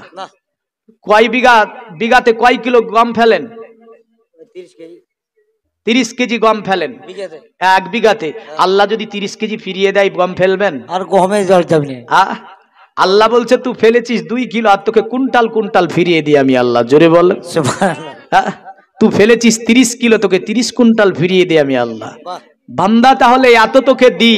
আবু দাউদের হাদিস, নবীজি বলছেন কোন বান্দা যখন আল্লাহর রাহে দিতে গিয়ে হিসাব করে, তখন নবীজি বলছেন সাহাবীরা, আল্লাহ ফেরেশতাকে বলে, ফেরেশতা দেখো বান্দাটা বসে বসে আমার মসজিদে দিবে তো হিসাব করছে, 1000 টাকা দিব আল্লাহ, মনে মনে ভাবছে। হাদিস, আমার কথা নবীজির কথা। পৃথিবী পাল্টিয়ে যাবে, নবীর কথা বদলাবে না। পৃথিবী বদলে যাবে, নবীর কথা চেঞ্জ হবে না, মনে রাখবেন। তো নবী বলছে সাহাবীরা, ফেরেশতা আল্লাহকে বলে, ফেরেশতা আল্লাহ ফেরেশতাদেরকে বলে, ফেরেশতা দেখো বান্দাটা 1000 টাকা দিবে আমার মসজিদে হিসাব করছে। ফেরেশতা আমি ওকে কত দিয়েছি? তো ফেরেশতা তখন বলে, আল্লাহ তুমি তো বান্দাকে অশেষ দিয়েছো, জমি জায়গা দিয়েছো, গাড়ি বাড়ি দিয়েছো, বড় একটা ঘর দিয়েছো, সন্তান নিয়ে কি সুখে না আছে। আল্লাহ বলে, ফেরেশতা তাকে বেহিসাব দিয়েছি না? তো ফেরেশতারা বলে, হ্যাঁ আল্লাহ তাকে তুমি বেহিসাব দান করেছো। আল্লাহ বলে, ফেরেশতা সাক্ষী থাকো, বান্দা যেমন আমার রাহে 1000 টাকা দিতে গিয়ে হিসাব করছে, এবার থেকে আমি আল্লাহ হিসাব করে দেব। আবু দাউদের হাদিস। তখন আল্লাহ বলে, ফেরেশতা এবার আমি হিসাব করে ওকে দেবো। তখন ফেরেশতারা বলে, আল্লাহ যদি হিসাব করে তুমি দাও বান্দাকে, তো বান্দা দুনিয়ায় বেঁচে থাকবে না। থাকবে গো, থাকবে? 20 খাই নিবি, 20 খাই। ওই 2 কেজি যদি ফিরিয়ে দেয় থাকবে? 20 খাই নিবি। তো ফেরেশতারা আল্লাহকে বলে, আল্লাহ এমন করো না, তুমি যদি হিসাব করে বান্দাকে দাও তাহলে বান্দা দুনিয়ায় বেঁচে থাকতে পারবে না। তাই বা 5 জনকে বলেছি মাত্র একটা করে 1000 টাকা, হিসাব করে কোনো লাভ নাই। আপনি হিসাব করবেন তা আল্লাহও হিসাব করবে। নাই এই মায়েদের মধ্যে না একটা করে 1000 টাকা দেওয়া মতো 5000 টাকা, পাক পাজাতনের ওসিলাতে, কোরআনের ভালোবাসাতে, মসজিদের ভালোবাসাতে যদি একটা করে 1000 টাকা দিয়ে দেন, নিশ্চয় এটাই আমাদের ধরা থাকবে। জোরে বলেন সুবহানাল্লাহ। আরে পাকে পাঞ্জাতনে পাতা, সুবহানাল্লাহ, নারায়ে তাকবীর।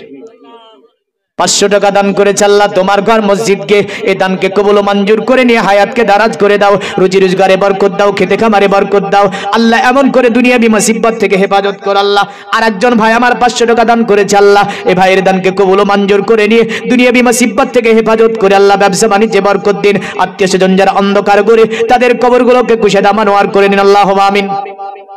কেউ বিরক্ত হবেন না, কারণ এটা একটা কাজ আমি আদায় করাটা এমনি আমি নিজে ভালোবাসি না, কিন্তু করে দিতে হয়, কারণ সমাজের কাজ এগুলো করতে হয়। তা আমি বলেছি 5 জন ব্যক্তিকে নেব, তাহলে মন্ত্রটা বলে দেব, কটা আল্লাহ নাম আছে কি নাই বেদে আপনার বোঝা যাবে। এই দেখেন আরেকজন চাচা আমার এসে এখানে 500 টাকা দান করেছে আল্লাহর ঘর মসজিদের জন্য। নবী বলেছেন, মান বানালিল্লাহি মাসাজিদান বানাল্লাহু লাহু বাইতান ফিল জান্নাহ, যারা আল্লাহর ঘর মসজিদ তৈরি করে তাদের জন্য আল্লাহ জান্নাতে ঘর বানায়। আল্লাহ আপনি সকলের জন্য জান্নাতে একটা করে মাকান তৈরি করে দেন আল্লাহ, কারণ দুনিয়ার জমিনে একটা মানুষ চলছে বুঝলেন, চলতে চলতে যাবার পরে দেখা যায় যে আপনার একটা জায়গায় যাচ্ছে, যদি 15 টাকা ভাড়া হয় আর কন্ট্রাক্টর যদি বলে 17 টাকা ভাড়া, কি বলবো কে? পিঠে তো চামড়া বিনিয়ে দেবে, বলবে না? হ্যাঁ, 2 টাকা বেশি বলেছে। ক টাকা? 2 টাকা বেশি বলেছে কন্ট্রাক্টর বলছে 15 টাকা দেয় 17 টাকা, তো পিঠে তো চামড়া বিনিয়ে দেবো, কারণ 2 টাকা বেশি বলবি যে, তো 2 টাকার জন্য মারামারি লাগিয়ে দেবে, দেবে না? কিন্তু কত ভালোবাসা, 500 1000 করে মসজিদে দেয়। জোরে বলেন, দেয় না? দেয় না? 500 1000 করে মসজিদে দেয়। আর এই দাম দিলে কি হয় জানেন? এখন একটা বিরাট বড় লোক বাড়ি বুঝলেন, গেটওয়ালা বাড়ি, তো গেটে এসে একজন বাড়ি দিচ্ছে এইভাবে। স্বামী স্ত্রীকে বলছে, স্ত্রী দেখো তো কে। দেখা গেল আপনার দরজার উপরে একজন সাইল দাঁড়িয়ে আছে, ভিক্ষা চাইছে। স্বামী যাবে কোথায়? বাণিজ্যে। স্বামী যাবে আপনার অফিস আদালতে। স্ত্রী থেকে বলছে, আমার স্ত্রী তুমি তাকে ভিক্ষা দিয়ে দাও। স্ত্রী দরজা খুলেছে, স্ত্রীকে ডাক, কি নাম ভাই? সুবহানাল্লাহ। এই দেখেন বলছে, আমার মানে পকেটে 500 টাকা ছিল, সকালে বিবি বাচ্চার জন্য মাছ গোস্ত এগুলো নেব না, মসজিদকে দান করে দেব, কারণ বহু টাকা ব্যয় করেছি পরিবারের জন্য। 500 টাকা ভাই আমার দান করেছে আল্লাহ, এই দানকে কবুল মঞ্জুর করে নিন, সকলে বলুন আল্লাহুম্মা আমিন। স্ত্রীকে ডেকে স্বামী বলছে, আমার স্ত্রী শুধু ভিক্ষা দিও না, যদি ওই সাইল খাবার চাই খাবার দাও, পোশাক চাই তো পোশাক দাও, যা চাইবে সাইল তাই দিয়ে দাও। স্ত্রী বলছে ঠিক আছে। দরজা খুলতে আপনার আপনার স্ত্রী সাইলের দিকে তাকানোর পরে স্ত্রী যেন অজ্ঞান হয়ে পড়ে গেল। স্বামী দৌড় দিয়ে আসার পরে স্ত্রীকে উঠাচ্ছে, সাইল পালিয়ে গিয়েছে, সাইল আর নাই। সঙ্গে সঙ্গে মুখে চোখে পানি দিল, স্ত্রীকে ডাক, আপনার জ্ঞান ফিরে আসলো। জিজ্ঞাসা করে আমার স্ত্রী, কি ব্যাপার, ওই সাইল কি তোমাকে গালি দিয়েছিল? ওই সাইল কি তোমাকে কোনো খারাপ কথা বলেছিল নাকি? তুমি তাকে দেখে এমন করে অজ্ঞান হয়ে গেলে? স্ত্রী ডেকে বলছে, আমার স্বামী, আপনাকে একটা কথা আমি বলতে চাই। স্বামী বলছে, কি বলতে চাও? আপনি তো জানেন ইতিপূর্বে আমার একটা বিবাহ হয়েছিল, অতঃপর যে স্বামী আমাকে তালাক দিয়েছিল, অতঃপর ইদ্দাতের পরে আপনার সঙ্গে বিবাহ হয়েছে। ওগো আমার স্বামী, আমি আজকে আমার দ্বারে ওই স্বামীকে দেখলাম যেন আমার দ্বারে ভিক্ষা চাইতে এসেছিল। স্বামী বলছে, তার তো বহু মাল ছিল, তার তো বহু জায়গা ছিল, তার তো বহু গাড়ি বাড়ি ছিল, কি হয়েছে ওগুলি? স্ত্রী বলছে, জানি না, কারণ ওই স্ত্রীটা একদিন একজন সাইলকে ভিক্ষা আপনার দিতে যাচ্ছে, ওই সময় ওই মালদার বলেছিলে আমার স্ত্রী, যদি তুমি তাকে ভিক্ষা দাও তোমার উপরে 3 তালাক। ইতিমধ্যে ভিক্ষা দেওয়া হয়ে গেছে। হ্যাঁ, স্বামী পেছন থেকে বলছো যদি ভিক্ষা দাও তো 3 তালাক থাকলো, আর ভিক্ষা দিয়ে দিয়েছে। স্ত্রীবাদ। স্ত্রী বলছে, আমি তার অনেক মাল দেখে এসেছিলাম, কিন্তু আল্লাহ যা বলে দিয়েছে, আল্লাহ ফকিরকে বাদশা বানায়, বাদশাকে ফকির বানায়। আজকে ওই আমার স্বামী, পূর্বের স্বামী, আমার দ্বারে ভিক্ষা চাইতে এসেছিল, দেখে আমি যেন এটা মানতে না পেরে আমি অজ্ঞান হয়ে গিয়েছিলাম। আল্লাহর কি কারিশমা দুনিয়াতে দেখেন। তাই আল্লাহর রাস্তায় ব্যয় করতে কৃপণতা করব, কৃপণতা করব না। কিন্তু আপনাদের এখানে যা দান দেখলাম আমি, এই দান দেখে কিন্তু আমি খুশি হইনি। প্রথম থেকে যা দান দেখলাম, আরে মসজিদের দান লাখ লাখ টাকা দান হবে। সেই দিন একটা জায়গায় 12.5 লক্ষ টাকা উঠলো মসজিদের জন্য।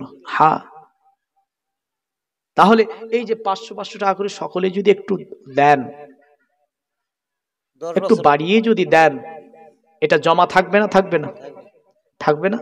থাকবে। আসেন, আল্লাহ পাকের নাম সম্পর্কে আপনার বেদে বলছে, আল্লাহকে বিষ্ণু বলা, এমন করে ব্রহ্ম বলা, এমন করে আল্লাহকে গড বলা, পার্বতী বলা, ঈশ্বরী বলা, সৃষ্টি বলা, এগুলো শরীয়তে বলা। আমাদের শরীয়তে বলছে এগুলো বলা যাবে না। কি বলতে হবে?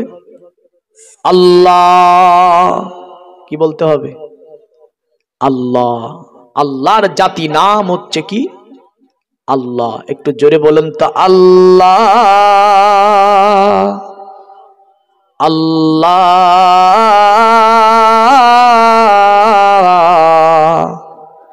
আল্লাহ। জোরে বলুন। কিন্তু আপনার বেদে বলল, শোনো, এত নামে আল্লাহকে যে ডেকেছিস তোরা, তবে হোতার বিন্ন মহাশ্রীন্দ্রব আল্লাহ জ্যেষ্ঠম শ্রেষ্ঠম পুণ্য ব্রাহ্মণম আল্লাহ মাল্লা রসুল মোহাম্মদ রকম্বর সাল্লাল্লাম আদলাং বুকমে কামাল্লাহ বুকামিল্লা খিলার দিকাম কবার আল্লাহ বললাম। এই দেখেন, আর একজন ভাই আমার এখানে 500 টাকা পাঠিয়ে দিয়েছে। ভাইয়ের দানকে আল্লাহ কবুল মঞ্জুর করে নিয়ে ভাইয়ের আশা আকাঙ্ক্ষা পূর্ণ করুন, রুজিগুলো বৃদ্ধি করুন, হায়াতকে দারাজ করুন, মুসিবত থেকে হেফাজত করুন। সকলে বলুন আল্লাহুম্মা আমিন। বলছে, শুনে রেখে দে, দুনিয়ার জমিনে আল্লাহ যিনি হয় তিনি সমস্ত দেবতার মেন দেবতা, তার উপরে আর কোনো দেবতা হতে পারে না, কারণ আল্লাহর উপরে আর কোনো দেবতা নাই। জোরে বলেন সুবহানাল্লাহ। তারপরে তারা বলল, আল্লাহ রসুল মোহাম্মদ অতি বরণীয় নবী, তাকে মানতে হবে, তাকে জানতে হবে। আল্লাহ হচ্ছে আল্লাহ, কারণ আল্লাহ নামটা কেবলমাত্র এই মন্ত্রটাতে আছে, বাদ বাকি অন্য অন্য মন্ত্রেতে দেখলেন তো কখনো 60 সহস্র নবতিং চক্র আমার উসমে সুদম্য হয়ে বলে ছেড়ে দিল, কখনো বলল মধ্যবর্তীতা দেবাদাক্রান্তে প্রাকৃতিতা বিষ্ণাং ভক্কেদ সাদামেদা শাস্ত্রে চাশ্রিতা। এই মন্ত্রের মধ্যে আপনার আল্লাহকে বিষ্ণা বলল, আর একটা মন্ত্রেতে আল্লাহকে বলেছি 60 সহস্র নবতিং চক্র আল্লাহকে 60 বলেছে এই জায়গায়। যদিও অন্য মন্ত্রের মধ্যে আল্লাহকে আপনার বলেছে পিতাহসির সঙ্গে তুলনা করেছে, কখনো আল্লাহকে আপনার তারা দেবা ধর্মা বলে আপনার আল্লাহ রাব্বুল আলামিনের পরিচয় দিতে চেয়েছে। কিন্তু এখানে বলছে আল্লাহ আল্লাহ, আল্লাহই হচ্ছে আল্লাহ, আল্লাহ যিনি হয় আদলাং বুকমে কাম আল্লাহ বুকামিল্লাহ খিলার দিকাম, আল্লাহ অব্যয় অক্ষয় নিরঞ্জন নিরাকার ওয়াহদাহু লা শারীকা আল্লাহ। সুবহানাল্লাহ। বেনামি 200 টাকা। হুম্মা সাল্লি আলা সাইয়্যিদিনা মাওলানা মুহাম্মাদ ওয়ালা আলি সাইয়্যিদিনা মাওলানা। এ দুনিয়ার মুমিন মুসলমান, আরো দুইজন ব্যক্তি 200 করে টাকা আল্লাহর ঘর মসজিদকে দিয়েছে। ওয়াজটা সামনের দিকে নিয়ে যাব, কারণ আল্লাহকে যদি ডাকতে হয় কি বলে ডাকতে হবে? আল্লাহ বলেই ডাকতে হবে। জোরে বলেন সুবহানাল্লাহ। আর একজন 400 টাকা মসজিদকে দিয়েছে আল্লাহ। এই দানকে আল্লাহ আপনি কবুল ও মঞ্জুর করে নিন। আল্লাহ এই দানকে কবুল ও মঞ্জুর করে নিন, কাল কিয়ামতের দিনে এটি নাজাতের কারণ বানিয়ে দিন। আর একজন 100 টাকা দিয়েছে আল্লাহ, এই দানকে আপনি কবুল ও মঞ্জুর করে নিন। সকলে বলুন আল্লাহুম্মা আমিন। আর একজন 100 টাকা দিয়েছে, এটাকেও কবুল মঞ্জুর করে নিন। মায়েদের তরফ থেকে কিছু পাঠাবেন, একটু তাড়াতাড়ি করবেন। হ্যাঁ, কারণ যে এখন আমি সেই ওয়াজের অ্যাঙ্গেলে পৌঁছাতে পারিনি। চাদর যা বলবে এবার সবটুকি আমি চেষ্টা করব বেদ কোরআন থেকে, কারণ কোনো ঘটনা আনবো না। দেখেন, তবে আল্লাহকে আল্লাহ বলেই ডাকতে হবে, এটাই হচ্ছে শ্রেষ্ঠ কথা। এবারে আল্লাহর রসুল যে মুহাম্মদ অতি বরণীয় নবী তিনি ছিলেন, এ কথাটাও বললে যে আল্লাহ রসুল মুহাম্মদ দেখাম। অতএব আল্লাহর রসুল মুহাম্মদ হচ্ছে অত বরণীয় নবী, তাকে মানতে হবে, তাকে জানতে হবে, কারণ তাকে মানলে ধর্ম হবে, আর তাকে না মানলে ধর্ম হবে। এখন কেউ বলছে নবীকে মানবো, আর কেউ বলছে নবীকে মানবো না। মাথায় টুপি, মুখে দাড়ি দিয়ে বড় জুব্বা পরেও বলছে এক আল্লাহকে মানবো, নবীকে মানবো না। আমাদের দিকে একটা প্রাণী আছে, আর একজন 100 টাকা দিয়েছে, আরেকজন 400 টাকা পাঠিয়ে দিয়েছে, আর একজন আরেকজন মেয়ে এখানে আইসে 100 টাকা দান করেছে। আল্লাহ এই দানকে আপনি কবুল ও মঞ্জুর করে নিন, হায়াত দারাজ করুন। আল্লাহ এমন করে পরিবার পরিজনের মধ্যে সুখ শান্তি দান করুন। আল্লাহুম্মা আমিন। সকলে বলুন জোরে আল্লাহুম্মা আমিন। 500 টাকা দান করেছে, আরেকজন মা আমার এখানে 500 টাকা দান করেছে। আল্লাহ এই দানকে আপনি কবুল ও মঞ্জুর করে নিন, হায়াত দারাজ করুন, মুসিবত থেকে হেফাজত করুন আল্লাহ, কারণ সুখ দেওয়ার মালিক হচ্ছে আল্লাহ, শান্তি দেওয়ার মালিক হচ্ছে কে? এই কে বলেন শান্তি দেওয়ার মালিক কে? আল্লাহ। এদের আরেকজন 100 টাকা, শান্তি দেওয়ার মালিক কে? আল্লাহ। 200 টাকা ইনকাম করে, আপনার দেখা যায় বিরিয়ানি চাল কিনতে পারে না, পোলাও ভাত কিনতে পারে না, 1 লক্ষ টাকা করে দিনে ইনকাম করে, ও বিরিয়ানি পোলাও ভাত কিনতে পারবে। এই দেখেন ভাইয়ের নামে, ভাই নাই, মারা গেছে, সুবহানাল্লাহ। এই দেখেন যোগ্য বোন আছে দুনিয়াতে, ভাই চলে গিয়েছে দুনিয়া থেকে, আল্লাহ ভাইয়ের জন্য 200 টাকা সাদাকায়ে জারিয়া করেছে। আল্লাহ এটি সাদাকায়ে জারিয়া হিসাবে কবুল করে নিয়ে কিয়ামত পর্যন্ত এই নেকিটি তার ভাইয়ের কবরে পৌঁছিয়ে দিন আল্লাহ। পরিবার পরিজন রয়েছে, ভাই চলে গিয়েছে দুনিয়া থেকে, আল্লাহ বোন রয়েছে দুনিয়ায়, তাদের অন্তরে সাবরে জামিল দিন আল্লাহ, এমন করে তার ভাইয়ের কবরখানাকে জান্নাতুল ফিরদাউস নসিব করে দিন। সকলে বলুন আল্লাহ। একটু চটচট করে দিয়ে যাবেন। আমি যেটা বলতেছিলাম, আল্লাহ রসুল অতি বরণীয় নবী, মুহাম্মদ অতি বরণীয় নবী, এই কারণে পৃথিবীর মধ্যে বলল শুনে রেখে দি, দুনিয়ার জমিনে তাকে যদি চিনতে অসুবিধা হয়, জানতে অসুবিধা হয়, পণ্ডিত বলে দিল শুনে রেখে দে, দুনিয়ার জমিনে উনি আসবে যে জায়গাটায়, ওই জায়গাটার নাম হবে সম্বল। কি হবে? সম্বল। নবী এসেছে কোন জায়গায়? সম্বল। সম্বল শব্দটা কি শব্দ? জগতে বলল সম্বলে বিষ্ণু জসেতে গ্রহে মহা দুর্বম্ব সমসুমাতাং সুমাতাং মাতুরি বিব, মানে সম্বলে একজন ব্যক্তি আসবে। সম্বল শব্দটি হচ্ছে সংস্কৃতি শব্দ। সম্বল শব্দের অর্থ হচ্ছে আমানতের এলাকা, শান্তির এলাকা, সংরক্ষিত শহর, যাকে আরবিতে বলতে গেলে বলতে হবে ওয়াহাজাল বালাদিল আমিন। আমানতের শহর হচ্ছে মক্কা, অতএব এই মক্কা হচ্ছে শান্তির শহর, যে শহরকে নিয়ে আমার আল্লাহ পাক বারবার কসম করতে চেয়েছে, যে শহরের কথা আমার আল্লাহ পাক কোরআনুল কারীমের মধ্যে বারবার বলতে চেয়েছে। আমার আল্লাহকে মক্কা বলেছে, আবার কখনো বাক্কা বলেছে, আমার আল্লাহ কখনো আবার বলছে ওয়াহাজাল বালাদিল আমিন। অতএব আমানতের শহর হচ্ছে মক্কা, আর আপনার বেদে বলল ওটা হবে সম্বল। সম্বলে তিনি আসবে। পণ্ডিতকে জিজ্ঞাসা করা হলো, ওগো পণ্ডিত, দুনিয়ার জমিনে ওই যে সম্বলে আসবে, সম্বল জায়গাতে আসবে যিনি, তিনার নামটা কি হবে? তিনার বাবার নামটা কি হবে? বললে দুনিয়ার মানব শুনে রেখে দে, সম্বলে তিনি আসবেন। সম্বল যে শব্দটি, এই শব্দের মানে হচ্ছে মক্কা। জোরে বলেন সুবহানাল্লাহ। বললো বাবার নাম কি হবে? বলে বিষ্ণু যশেতে গৃহী, মানে তিনি আসবে বিষ্ণু যশের ঘরে। বিষ্ণু যশ শব্দটি হচ্ছে সংস্কৃতি শব্দ। এই শব্দের যদি বাংলা করতে যাই, বাংলা হবে আল্লাহর দাস, বাংলা হবে আল্লাহর গোলাম।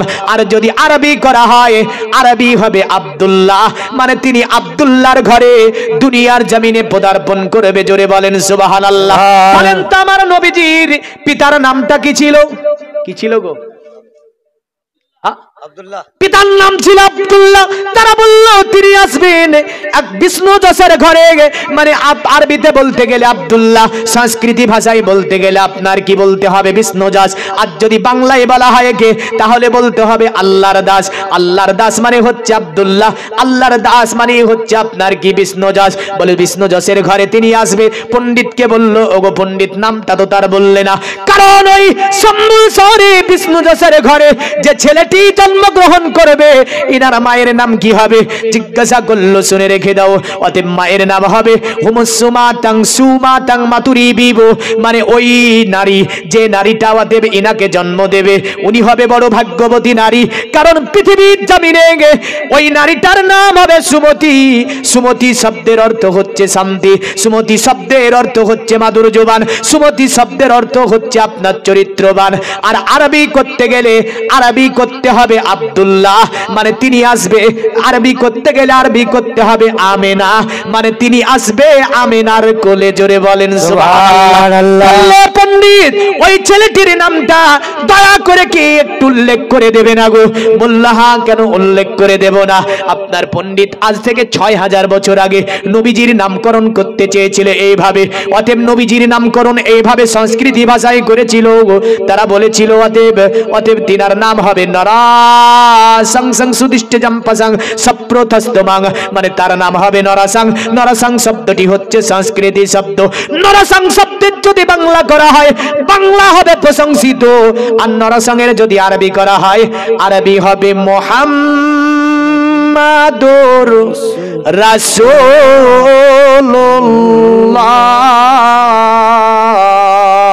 সুবহানাল্লাহ। নারায়ে তাকবীর। আল্লাহু আকবার। এই করে কি কাজ হয় গো? হ্যাঁ, ভাত খাইনি রা। নারায়ে রিসালাত ইয়া রাসূলুল্লাহ। 500 টাকার দাতা বলে যে খাতা। ইয়া হাবিবাল্লাহ।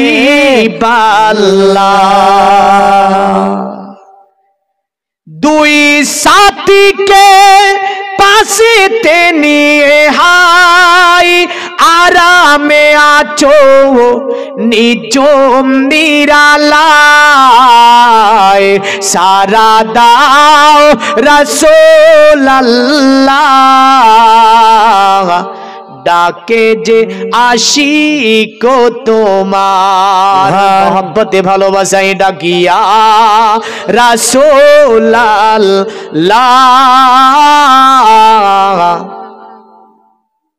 বেটা মারা গেছে, বেটা মারা গেছে। সুবহানাল্লাহ।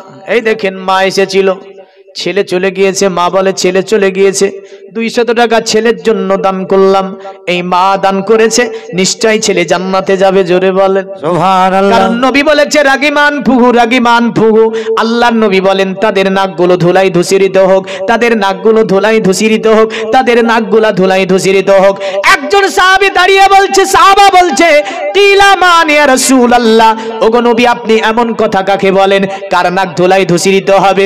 আল্লাহর নবী বলেন, ক্বালা মান আদরাকা ওয়ালিদাইহি ইনদাল কিবারু আহাদুহুমা আও কিলাহুমা।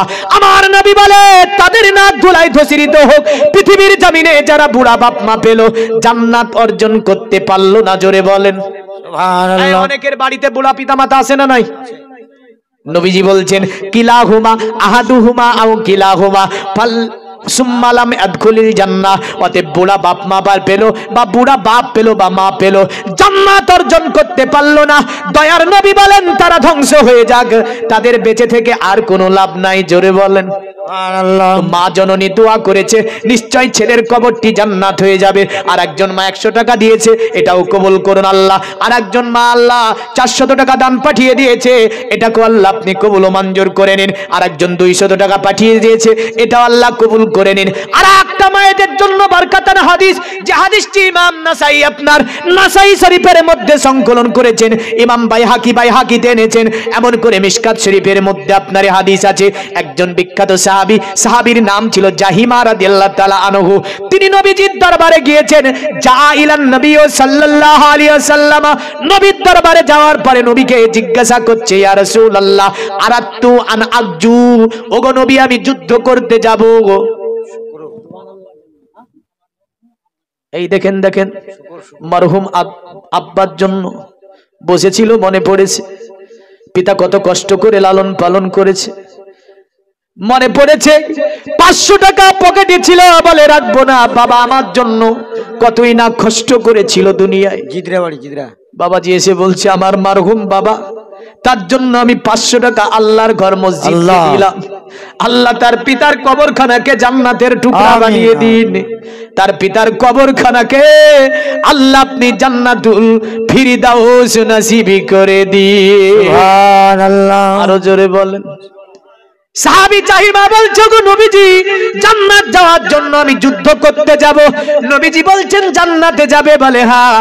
আল্লাহর নবীকে বলছে, আরাতু আন আকজু অকাজ্জিতু আস্তাশিরুকা, ওগো নবীজি আপনি আপনার মতামত বা আমাকে পাঠাবেন কিনা বলেন। নবী বলে, এ জাহিমা, এ আমার সাহাবী জাহিমা, তুমি যুদ্ধ যেতে চাও? বলে হ্যাঁ আমি যুদ্ধ যেতে চাই। আমার নবী বলেন, ক্বালা রাসূলুল্লাহি সাল্লাল্লাহু আলাইহি ওয়াসাল্লাম মানলাম উম্মি। সুবহানাল্লাহ বলে। সুবহানাল্লাহ। নবী বলছে, সাহাবী বাড়িতে কি তোমার মা জীবিত নাই? সাহাবী বলছে, ক্বালা নাম, আমার মা বাড়িতে আছে। আল্লাহর নবী বলছে, এ সাহাবী, ক্বালা রাসূলুল্লাহ সাল্লাল্লাহু আলাইহি সাল্লাম আলজিমুহা, তোমার মায়ের খিদমত তোমার উপরে অপরিহার্য করো, কারণ ফাইনাল জান্নাতা ইনদা রিজলিহা, নবীজি বললেন তোমার জান্নাত তোমার মা বাবার কদমের নিকটে আছে। জোরে বলেন সুবহানাল্লাহ। কোথায় আছে? মা বাবার কদমের নিকটে আছে তোমার জান্নাত। তাহলে তুমি কি করো? ফাইনাল জান্নাতা ইনদা রিজলিহা, তোমার মার কদমের নিকটে তোমার জান্নাত আছে, যুদ্ধ যেতে হবে না, মায়ের খিদমত করো, জান্নাত যাবে। জোরে বলেন। তেমন বাবা মা অনেকের চলে গেছে না যায়নি? গেছে। অন্ধকার করে কি না জানি কিভাবে কাটাচ্ছে, 50 বছরের সমান একটা দিন, যেখানে একটা দিন হয়তো যারা আযাবে পড়ে গিয়েছে, একটা মুহূর্ত কাটানো তাদের জন্য খুবই কঠিন হয়। তাই রাসূলুল্লাহ বলেছেন তাদের জন্য সাদাকায়ে কি করো? সাদাকায়ে জারিয়া করো। তো মা বোনেরা অনেকেই দিয়েছেন, মায়েদের জন্য দুখানা হাদিস বললাম, আবার দিবে তখন আবারও হাদিস বলবো, হ্যাঁ না? তবে ছোট্ট দুটি কলি। মায়ের সেবা করিলেন হাজরাতে ওয়াইস কারনী, জোরে জোরে জোরে সুবহানাল্লাহ। দেখলেন না জীবনে নবীর চেহারা নূরানী, প্রিয় রাসূলের জুব্বা পেলেন মায়ের দোয়া সালওয়ানা, মায়ের দিলেতে ব্যথা কখনো দিও না,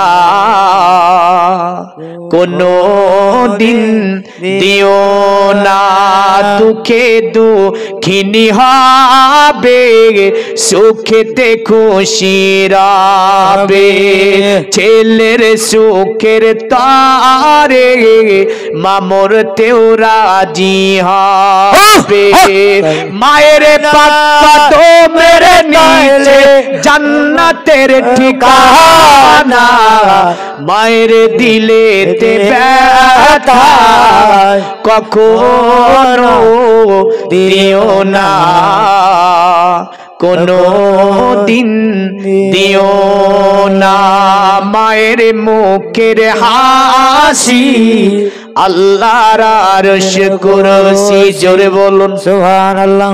এটাও হাদিস আবু দাউদে আছে, এইভাবে বর্ণনা হয়েছে। নবীজি বলেছেন মায়ের মুখের হাসি আল্লাহর আরশ কুরসি, আরে সে জান্নাতের হকদার যে মাকে ভালোবাসবে। জোরে বলুন সুবহানাল্লাহ। শুনলে নূরে আরেফিন মায়ের কে ফোঁটা দুধের, জীবন দিলেও শোধ হবে না, মায়ের দিলেতে ব্যথা কখনো দিও না, কোনো দিন দিও না। জোরে বলুন সুবহানাল্লাহ। পৃথিবীর মুমিন মুসলমান এখানে আরেকটা কথা প্রকাশ করে দি, নবীজি বললেন এ পৃথিবীর সন্তান তোমরা মায়ের খিদমত করো। আরবে ওই সময় আপনার বিভিন্ন জাতি, বিভিন্ন গোত্র, বিভিন্ন ধর্ম, বিভিন্ন আপনার ধর্মের মানুষ চতুর্দিকে ছিল। আমার নবীজি কত সুন্দর করে বললেন, তোমার মা নামাজ পড়ুক বা না পড়ুক, তোমার মায়ের খিদমত করতে হবে। তোমার মা রোজা রাখুক বা না রাখুক, তোমার মায়ের খিদমত করতে হবে। শুধু মুসলমান ছেলেকে বলেনি, নবীজি মুতলাকান করে বলল, এ পৃথিবীর সন্তানেরা, তুমি যে ধর্মেরই সন্তান হও না কেন, তুমি হিন্দু হও, জৈন হও, খ্রিস্টান হও, নাসারা হও, দলিত হও, আদিবাসী হও, এক কথাই নবী মুতলাকান করে বললেন, তুমি ছেলে যদি হও মা বাবার খিদমত করবে। তোমার মা মন্দিরে যাক বা না যাক, তোমার মা গির্জায় যাক বা না যাক, তোমার মা পূজা দেখ বা না দেখ, এ পৃথিবীর ছেলে তোমরা মা বাবার খিদমত করবে। নবীজি যখন আমার এই উপদেশটা দিতেছিলেন, আরবের অনেক আপনার বয়সপ্রাপ্ত মানুষ যাদেরকে আপনার পিতামাতাকেও আপনার সন্তানেরা সম্মান দেওয়া জানতো না, পিতামাতার সম্মান কি বুঝতো না, মানুষে বলল দেখ আব্দুল্লাহ ছেলে মোহাম্মদের উপদেশ, নবী বলেন যে ধর্মেরই হও না কেন তুমি, অতএব তোমার মা বাবার খিদমত করা লাগবে। তাই আপনার অনেক মানুষেরা এসে আমার নবীজির কাছে আপনার দাঁড়িয়ে বলেছিল, ওগো নবীজি এমন কথা কোনো পুরোহিত মনোঋষি জ্যোতিষী বলেনি, এমন কথা পৃথিবীর জমিনে কোন জ্যোতিষী বলতে পারেনি। আপনি যে উপদেশ দিয়েছেন আপনি বিশ্বের জমিনে, ও নিঃসন্দেহে আপনি আল্লাহর নবী। তাই তারা আমার নবীর কদমের নিচে এসে কলেমা পড়ে ইসলাম ধর্ম গ্রহণ করেছিল। জোরে বলেন সুবহানাল্লাহ, নারায়ে তাকবীর। আল্লাহু। এই দেখেন দেখেন যোগ্য জামাই পেয়েছে শ্বশুরের জন্য দিয়ে, হ্যাঁ, আর একটা শ্বশুরের মনি শ্বশুরের নামে 500 টাকা দান করেছে আল্লাহ, এমন যেন যাতে করে প্রতিটা শ্বশুর একটা করে জামাই পায়, এরকম পাই যেন। আই ঠিক না ভুলবো? ঠিক। যোগ্য জামাই দুনিয়ার জমিনে শ্বশুরের জন্য 500 টাকা আল্লাহ তোমার ঘর মসজিদকে করেছে দান। এই দানকে তুমি কবুল ও মঞ্জুর করে নিয়ে আল্লাহ তার শ্বশুরের কবরখানাকে কুশাদা মানোয়ার করে জান্নাতের বিছানাকে বিছিয়ে দিয়ে তার কবরের সঙ্গে জান্নাতুল ফিরদাউসের একটা সুড়ঙ্গ রাস্তা করিয়ে দিয়ে তার কবরে দুলহাকে বিছিয়ে দিয়ে এমন ঘুম তার শ্বশুরকে দান করে দাও যাতে করে কিয়ামত পর্যন্ত ঘুমিয়ে থাকে। জোরে বলেন সুবহানাল্লাহ। এ দুনিয়ার মুমিন মুসলমান, তো নবীজির উপদেশ কত সুন্দর উপদেশ, যে ধর্মেরই হও না কেন তুমি মা বাবার খিদমত করবে। জোরে বলেন সুবহানাল্লাহ। এই কারণে জগবেদে বলল অসমাসু গমারুহে দেবদত্তং জগৎপতি গোসিনা সদুদমান নমস্তে সবার যে গুণ নিবিতন চিরো রন্ন সোনা কোনা গোয়েনা প্রতিমুদ্দা তিং নিপ্রলিঙ্গ চুদ্দ দর্শন করিসো নিয়নো সদিং অথো তিসং ভবিষ্যন্তি মনংসি বিসাদা নিবে বসুদেবং রগাতি পুণ্যগন্ধনি স্পৃশম পরজন পদনং বিহাতি স্কিলাদ সোসা। জোরে বলেন আল্লাহ। বোঝা যায়নি কিছু, বলে দিচ্ছি। বলল নবীজিনি হবে, তিনি যেন বিশ্ব মানব হবে, তার মতো মানব আর দুনিয়ায় পাওয়া যাবে না। জোরে বলেন সুবহানাল্লাহ। পাওয়া যাবে নবীর মতো মানুষ, পাওয়া যাবে। তাই আব্দুল মুতাল্লিব বলেছিল নিজের পুত্র বধূকে, কি জানেন? পিতা বলে গো আমিনা, আমি তাকিতে চিন্তা করো না, যিনি আছে তোমার গর্ভেতে সারা বিশ্বে তুলনা হবে না। জোরে বলবেন না সুবহানাল্লাহ। গজল বলবো না, কারণ এটুকুই বললাম আপনাকে, যে বলছে তোমার গর্ভে আমিনা যেটা আছে তার তুলনা হবে না। তো সনাতন ধর্মের কিতাবে জগবেদে বললো অসিব মাসুগমা রুহে দেবদত্তং জগৎপতি চিনা সদ্দমান নমস্তে গুণ নিবিতান চিরন্ন সোনা খোনা হইনা প্রতিমুদ্দতি নিপ্রলিঙ্গ ছুদ্দ দশান করিসো নিনুসতি তুতি সং ভবিষ্যন্তি মনংসি বিসাদানি বে। হ্যাঁ বললো শুনে রেখে দে, দুনিয়াতে নবীর মতো আর মানুষ পাওয়া যাবে না। জোরে বলে আসল বিষয় নবী নয়, আপনার একে বলেছে অবতার কলির কলকি, বলে অবতার কলির কলকির মতো মানব পৃথিবীর জমিনে আর কেউ হতে পারে না। কারণ ইনাকে নবী বলতে তারা যদিও অবতার কলির কলকি বলেছে, বলে অবতার কলির কলকির পরিচয় দিতে গিয়ে বলল শোন, অবতার কলির কলকি যিনি হবে তিনি বিশ্ব মানব হবে। অবতার কলির কলকি যিনি হবে তিনার মধ্যে যেন পৃথিবীর সব ধরনের সদ্গুণ ও গুণের অধিকারী হবে। বলে বুঝতে অসুবিধা হলে অবতার কলির কলকি কলকির আরো বিষয়বস্তুগুলো আমরা তোদেরকে বলে দিয়ে যাচ্ছি। দেবা ধর্মা কীর্তন যুগা দেবালকাশ্চ চারা হুষ্টা পুষ্টা সসন্তুষ্টা। অবতার কলির কলকি দুনিয়ায় যখন আসবে শুকনো গাছে ফুল ফুটবে। অবতার কলির কলকি যখন আসবে শুকনো গাছে পাতা বেরাবে। অবতার কলির কলকি যখন আসবে, যে মরুভূমি পানির অভাবে কোনোদিন ঘাস বের করতে পারেনি, অবতার কলির কলকির আগমন করাতে ওই মরুভূমিতে যেন ঘাস বেরাবে। জোরে বলেন সুবহানাল্লাহ। বলল শুনে রেখে দে, হুষ্টা পুষ্টা সসন্তুষ্টা কলকরজনী চাবুবা। ওই অবতার কলির কলকি দুনিয়ার জমিনে আসাতে যে পশুর স্তনে দুগ্ধ ছিল না, ওই পশুর স্তনে যেন দুগ্ধ আসবে। বলে ওই অবতার কলির কলকি দুনিয়ার জমিনে আসাতে যে পশুটা চলতে পারত না, দুর্বল হয়ে গিয়েছিল, ওটা যেন সাব্বাল হবে। জোরে বলবেন না সুবহানাল্লাহ। বল্ল হুষ্টা পুষ্টা সন্তুষ্টা কলকুর জুড়ি চাবুবা। নানা দেবাদিলিঙ্গে সুভূষানে ভূষিতে সুচ। ইন্দ্রজালি বুদ্ধাতি কল্পকা পূজা কা জনা ন শান্তি। তবে শুনে রেখে দেব, অবতার কলির কলকি দুনিয়ার জমিনে পদার্পণ করাতে তিলকবাজি থাকবে না, কারণ তিনি এর অবসানকে ঘটিয়ে দেবে। পৃথিবীর জমিনে ইন্দ্রজালিকদের বিভিন্ন কায়দা কৌশল করে ওই ঘটনা মিথ্যা ঘটনা রচনা করতে পারবে না। অবতার কলির কলকি আসার পরে এগুলোকে বন্ধ করে দেবে। বলে কি করবে গো? বলে অথ তেসং ভবিষ্যন্তি মানাংসি বিষাদা নিবে। মানে দুনিয়ার জমিনে অবতার কলির কলকি আসার পরে যেন শান্তি কায়েম করবে। সুবহানাল্লাহ। শান্তি সনাতন ধর্মে এটাই তো বলে, যেখানে শান্তি সেখানে ধর্ম, যেখানে ধর্ম সেখানে শান্তি। ইসলাম এটাই বলেছে, যেখানে শান্তি সেখানে ধর্ম, আর যেখানে ধর্ম সেখানেই হচ্ছে শান্তি। জোরে বলেন সুবহানাল্লাহ। আজ থেকে 200 বছর আগেকার ইতিহাস যদি এই ভারতের আপনার ভারতের সম্প্রীতি আপনি দেখতে যান, একই জায়গায় মসজিদ তৈরি হয়েছে, আপনার দেখা গিয়েছে মুসলিম দাঁড়িয়ে আছে, আপনার সনাতনীরা দাঁড়িয়ে আছে, আপনার সনাতন ধর্মের মানুষ সহযোগিতা করছে মসজিদ তৈরি করতে।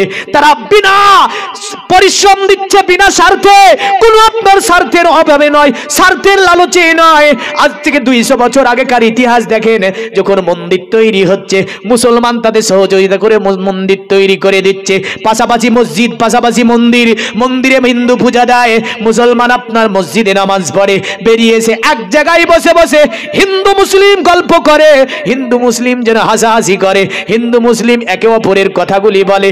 এ তো ভারতের সম্প্রতি। শুধু তাই নয়, এই কারণে ভারতের সরজমিনে আজ থেকে 1500 বছর আগেকার মন্দির আছে, 1500 বছর আগেকার মসজিদ আছে, আজ থেকে 1000 বছর আগেকার মন্দির আছে, 1000 বছর আগেকার আপনার মসজিদ আছে।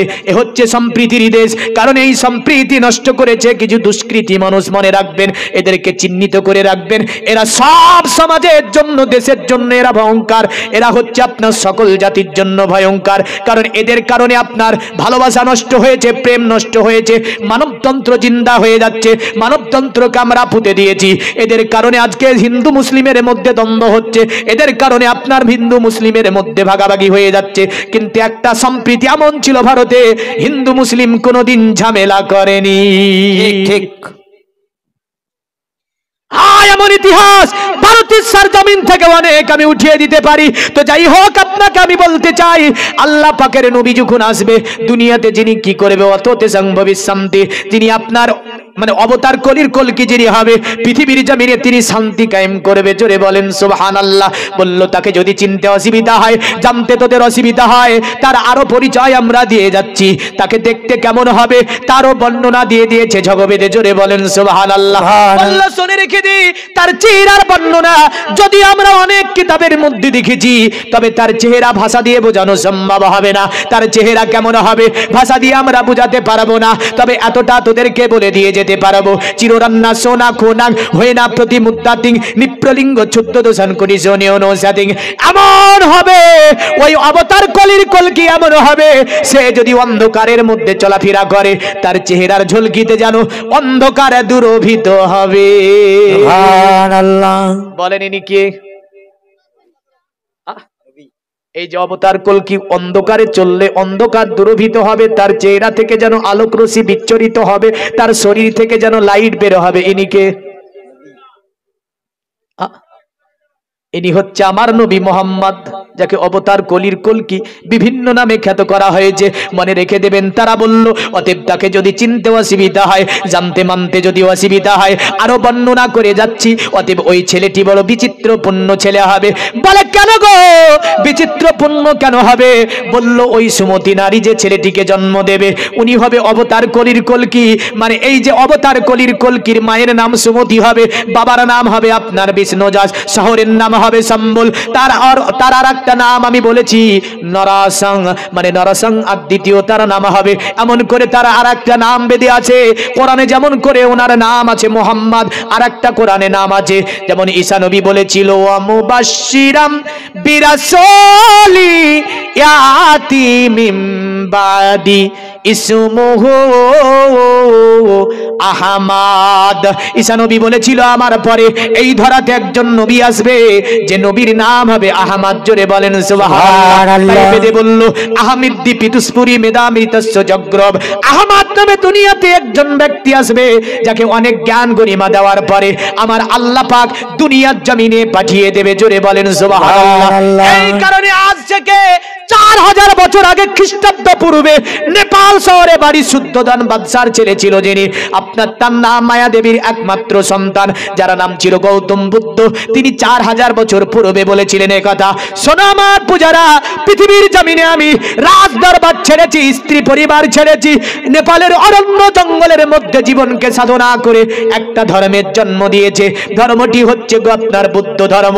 এই বুদ্ধ বলে গিয়েছিল জীবনে বাদশাহী ছাড়ার পরে সাধনা করে তোমাদেরকে এমন কিছু দিয়ে যেতে পারেনি, তবে শেষ জীবনে একটা সত্য কথা বলে যাব।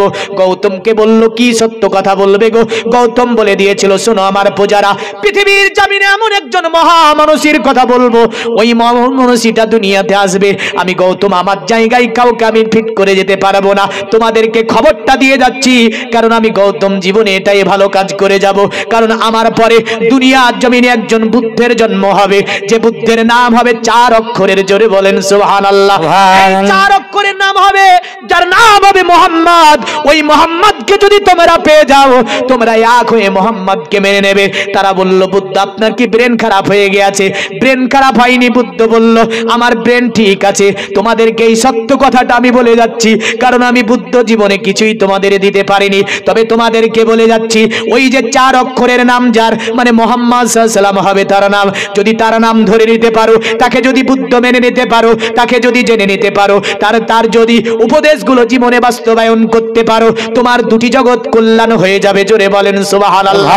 তাই বুদ্ধ বলেছিল শোনো, পৃথিবীতে আমি অনেক কিতাব গবেষণা করে একটা মন্ত্র খুঁজে পেয়েছি, যে মন্ত্রটা পাঠ করলে 24 ঘন্টার গুনাহ মোচন হয়ে যায়। আমি বুদ্ধ পৃথিবীতে এমন কোন মন্ত্র শিখাতে পারিনি তোমাদেরকে, বানিয়ে বানিয়ে অনেক মন্ত্র তোমাদেরকে দিয়েছি, এগুলো পাঠ করে কিছুই হবে না গো। তবে মুহাম্মাদের মন্ত্র যেটা হচ্ছে লা ইলাহা ইল্লাল্লাহ মুহাম্মাদুর রাসূলুল্লাহ, এই মন্ত্রটা তোমরা পাঠ করবে। এটা পাঠ করলে তোমাদের জীবনের গুনাহ মোচন হয়ে যাবে। জোরে বলেন সুবহানাল্লাহ। এ দুনিয়ার মুমিন মুসলমান, এটা গৌতম বুদ্ধ বুদ্ধ ধর্মের প্রতিষ্ঠাতার কথা বলেছিল। শুধু তাই নয়, আপনি যদি দেখতে যান আমেরিকার সারজামিনে বিরাট বুদ্ধ ধর্মের একজন বিজ্ঞানী, এমন করে আপনার ইহুদি ধর্মের একজন বিজ্ঞানী যারা মোজেসের পূজা করত, মোজেসকে মানত, আপনার তাদের কিতাবের নাম হচ্ছে তাওরাত, তাওরাতকে বিকৃতি করে তারা মানত, যার নাম ছিল আপনার নরেন্দ্র বসিং। এই নরেন্দ্র বসিং ছিল আপনার ইহুদি ধর্মের মানব। নরেন্দ্র বসিং বলেছিল পৃথিবীর জমিনে আমি বিভিন্ন কিতাব পড়েছি, অনেক মনীষী জ্যোতিষীর কিতাব পড়েছি, তবে মুহাম্মদ সাল্লাল্লাহু আলাইহি ওয়াসাল্লামের উপরে যে কিতাব নাজিল হয়েছে তার নাম হচ্ছে আল কোরআন। আমি নরেন্দ্র বসিং এই কিতাবটা 72 বার আমি পড়ার পরে দেখলাম পৃথিবীতে ধর্ম বলতে ইসলাম আছে। অতএব তোরা যদি মানুষত্ব চাস, তোরা যদি আদর্শ শিখতে চাস, তোরা যদি পৃথিবীর জমিনে তোর সভ্যতা শিখতে চাস, যদি তোরা পৃথিবীর জমিনে এক কথাই জীবনে যা লাগবে একটা মানব জীবনে, এগুলো যদি শিখতে চাস, এক হয়ে তোরা মুহাম্মদের উপরে যে কিতাবটা নাজিল হয়েছে তার নাম হচ্ছে আল কোরআন, এই আল কোরআনকে তোরা মেনে নে, তোদের জীবনটা ধন্য হয়ে যাবে। জোরে বলেন সুবহানাল্লাহ। বিরাট সাংবাদিক সম্মেলনে নরেন্দ্র নরেন্দ্র সিং বলেছিল, শুনে রেখে দাও, পৃথিবীর জমিনে অনেক কিতাব আমি পড়েছি, প্যান পড়েছি, স্কিন টাইট গেজি গাই দিয়েছি, অসভ্য হয়েছে আমি, কিন্তু আজ থেকে আমি নরেন্দ্র সিং, আমার মাথার ওড়না কেউ নামাতে পারবে না, আমার শরীরের কাপড় কেউ খুলে দিতে পারবে না, কারণ এটা শিখেছি কোরআনের কাছ থেকে, আদর্শ সভ্যতা মানবতা থেকে নিয়ে, এক কথায় যাহা কিছু আমি পেয়েছি সব কোরআনের কাছ থেকে। তাই তিনি মাথায় একটা ওড়না দিয়ে সালোয়ার কামিজ পরে পুরা শরীরকে ঢেকে আমেরিকার আপনার স্টেজে দাঁড়িয়ে বলেছিল, আপনার কোরআনকে বুকে নিয়ে এক কথাই বলেছিল, পৃথিবীতে যদি বাঁচতে চাস এই কিতাবটাকে মেনে নে, পৃথিবীতে যদি শান্তি পেতে চাস এই কিতাবটাকে মেনে নে, কারণ এই কিতাবে যা কিছু বর্ণনা সব দেওয়া রয়েছে, এই কিতাবটাই হচ্ছে দুটি জগতের কল্যাণ কিতাব, এই কিতাবটি দুটি জগতে আমাদেরকে সাহায্য করবে। তাই সেই স্টেজে দাঁড়িয়ে বলেছিল, আজকে আমি এই স্টেজের ওপর দাঁড়িয়ে এটাই বলার জন্য এসেছি, আমি নরেন্দ্র সিং কোরআনের সংস্পর্শে এসে ধর্মকে আজকে আমি পরিত্যাগ করে দিলাম। তিনি তাই লা ইলাহা ইল্লাল্লাহ মুহাম্মাদুর রাসূলুল্লাহ সাল্লাল্লাহু আলাইহি ওয়াসাল্লাম পড়ে ইসলাম ধর্ম গ্রহণ করেছিল। সুবহানাল্লাহ। এ দুনিয়ার মুমিন মুসলমান, যার কারণে তারা বলেছে নিপ্রলিঙ্গ 14 দশার কোটি সনি অনুসাতি অতুতি সংভ বিশান্তি মানাংসি বিসাদা নিবে বাসুদের বাঙ্গারা গাতি পুণ্যগন্ধানির স্পৃশাম। তারা বলে দিল ছেলেটি বড় বিচিত্রপূর্ণ হবে। বলে কেন গো? বলে ছেলেটি যখন জন্ম নেবে আমেনা নারীর সঙ্গে তার নারীর কোনো যোগ থাকবে না, আর যেন তিনি খাতনা করা অবস্থায় থাকবে। জোরে বলেন সুবহানাল্লাহ। বললো ধুতি সংভ বিশান্তি, ওর সঙ্গে স্পর্শে যারা চলে যাবে তাদের জীবন শান্তি পেয়ে যাবে। অতঃপর আপনার বলল শুনে রেখে দে, ওকে যদি চিনতে অসুবিধা হয়, জানতে যদি অসুবিধা হয়, বাসুদেব বাঙ্গারা গাতি পুণ্যগন্ধানির স্পৃশাম, তিনি যে রাস্তা দিয়ে যাবে ওই রাস্তা পর্যন্ত সুগন্ধে ভরে যাবে। আল্লাহুম্মা সাল্লি আলা সাইয়্যিদিনা ওয়ালা আলি ওয়ালা আলি সাইয়্যিদিনা মাওলানা মুহাম্মদ সাল্লাল্লাহু আলা মুহাম্মাদিন সাল্লাল্লাহু আলা মুহাম্মদ হরদম জবান সেনের কালো পাক নামে মুহাম্মদ হরদম জবান সেনের কালো হরদম জবান সেনের কালো পাক নামে। দুনিয়ার মুমিন মুসলমান, এই কারণে কিতাব যদি আপনি দেখতে যান দেখতে পাবেন। আপনার জগবেদে বলেছে বাসুদেব বাঙ্গারা গাতি পুণ্যগন্ধানির স্পৃশাম পরজন পদানাং বে, মানে তিনি যে রাস্তা দিয়ে যাবে সেই রাস্তা পর্যন্ত যেন সুগন্ধে ভরে যাবে। সুবহানাল্লাহ। হাদিসে আছে আনাস রাদিয়াল্লাহু তাআলা আন্না নবী সাল্লাল্লাহু আলাইহি সাল্লাম লা মাসলুকুন তরিকান ফাদবাহাদুন ইল্লা আরাফা কদ সালাকাহু মিতাইয়িব আরকি। হযরত আনাস বললেন, শুনো, আমার নবীজিকে আমি দেখেছি, আমার নবীজি রাস্তা দিয়ে ভ্রমণ করে যেত, ওই রাস্তাতে যেন কয়েকদিন ধরে আমরা সাহাবী যেন খুশবু পেতাম। সুবহানাল্লাহ। এই জোরে বলবেন না? হ্যাঁ। তাহলে হাদিস কোরআন মানবেন না ওহাবিকে মানবেন? হাদিস কোরআন। এই ওহাবি বলছে যে নবীর মুখে গন্ধ ছিল, নাউজুবিল্লাহ বলবেন না? নাউজুবিল্লাহ। একজন ওহাবি বলছে নবীর মুখে গন্ধ ছিল, এই কারণে নবী বারবার দাতন করতো, নাউজুবিল্লাহ। আর নবী যদি কোনো পানির ওপর থুক ফেলে দিত, ওটা দুনিয়ার পানি থাকতো না, মেশকে আম্বারের চেয়ে জান্নাতের খুশবুদার হয়ে যেত। সুবহানাল্লাহ।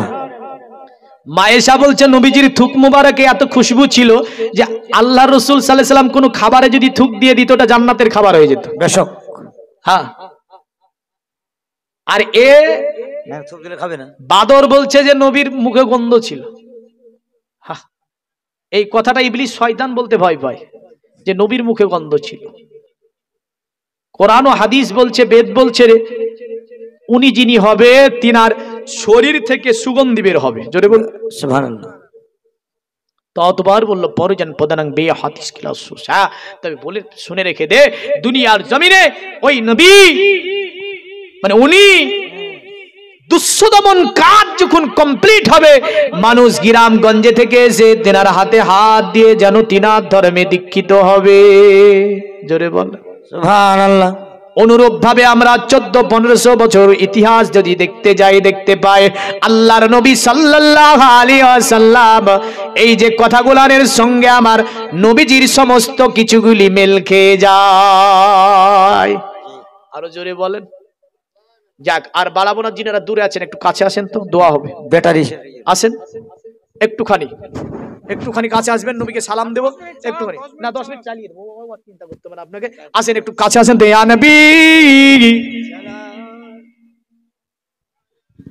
ইয়া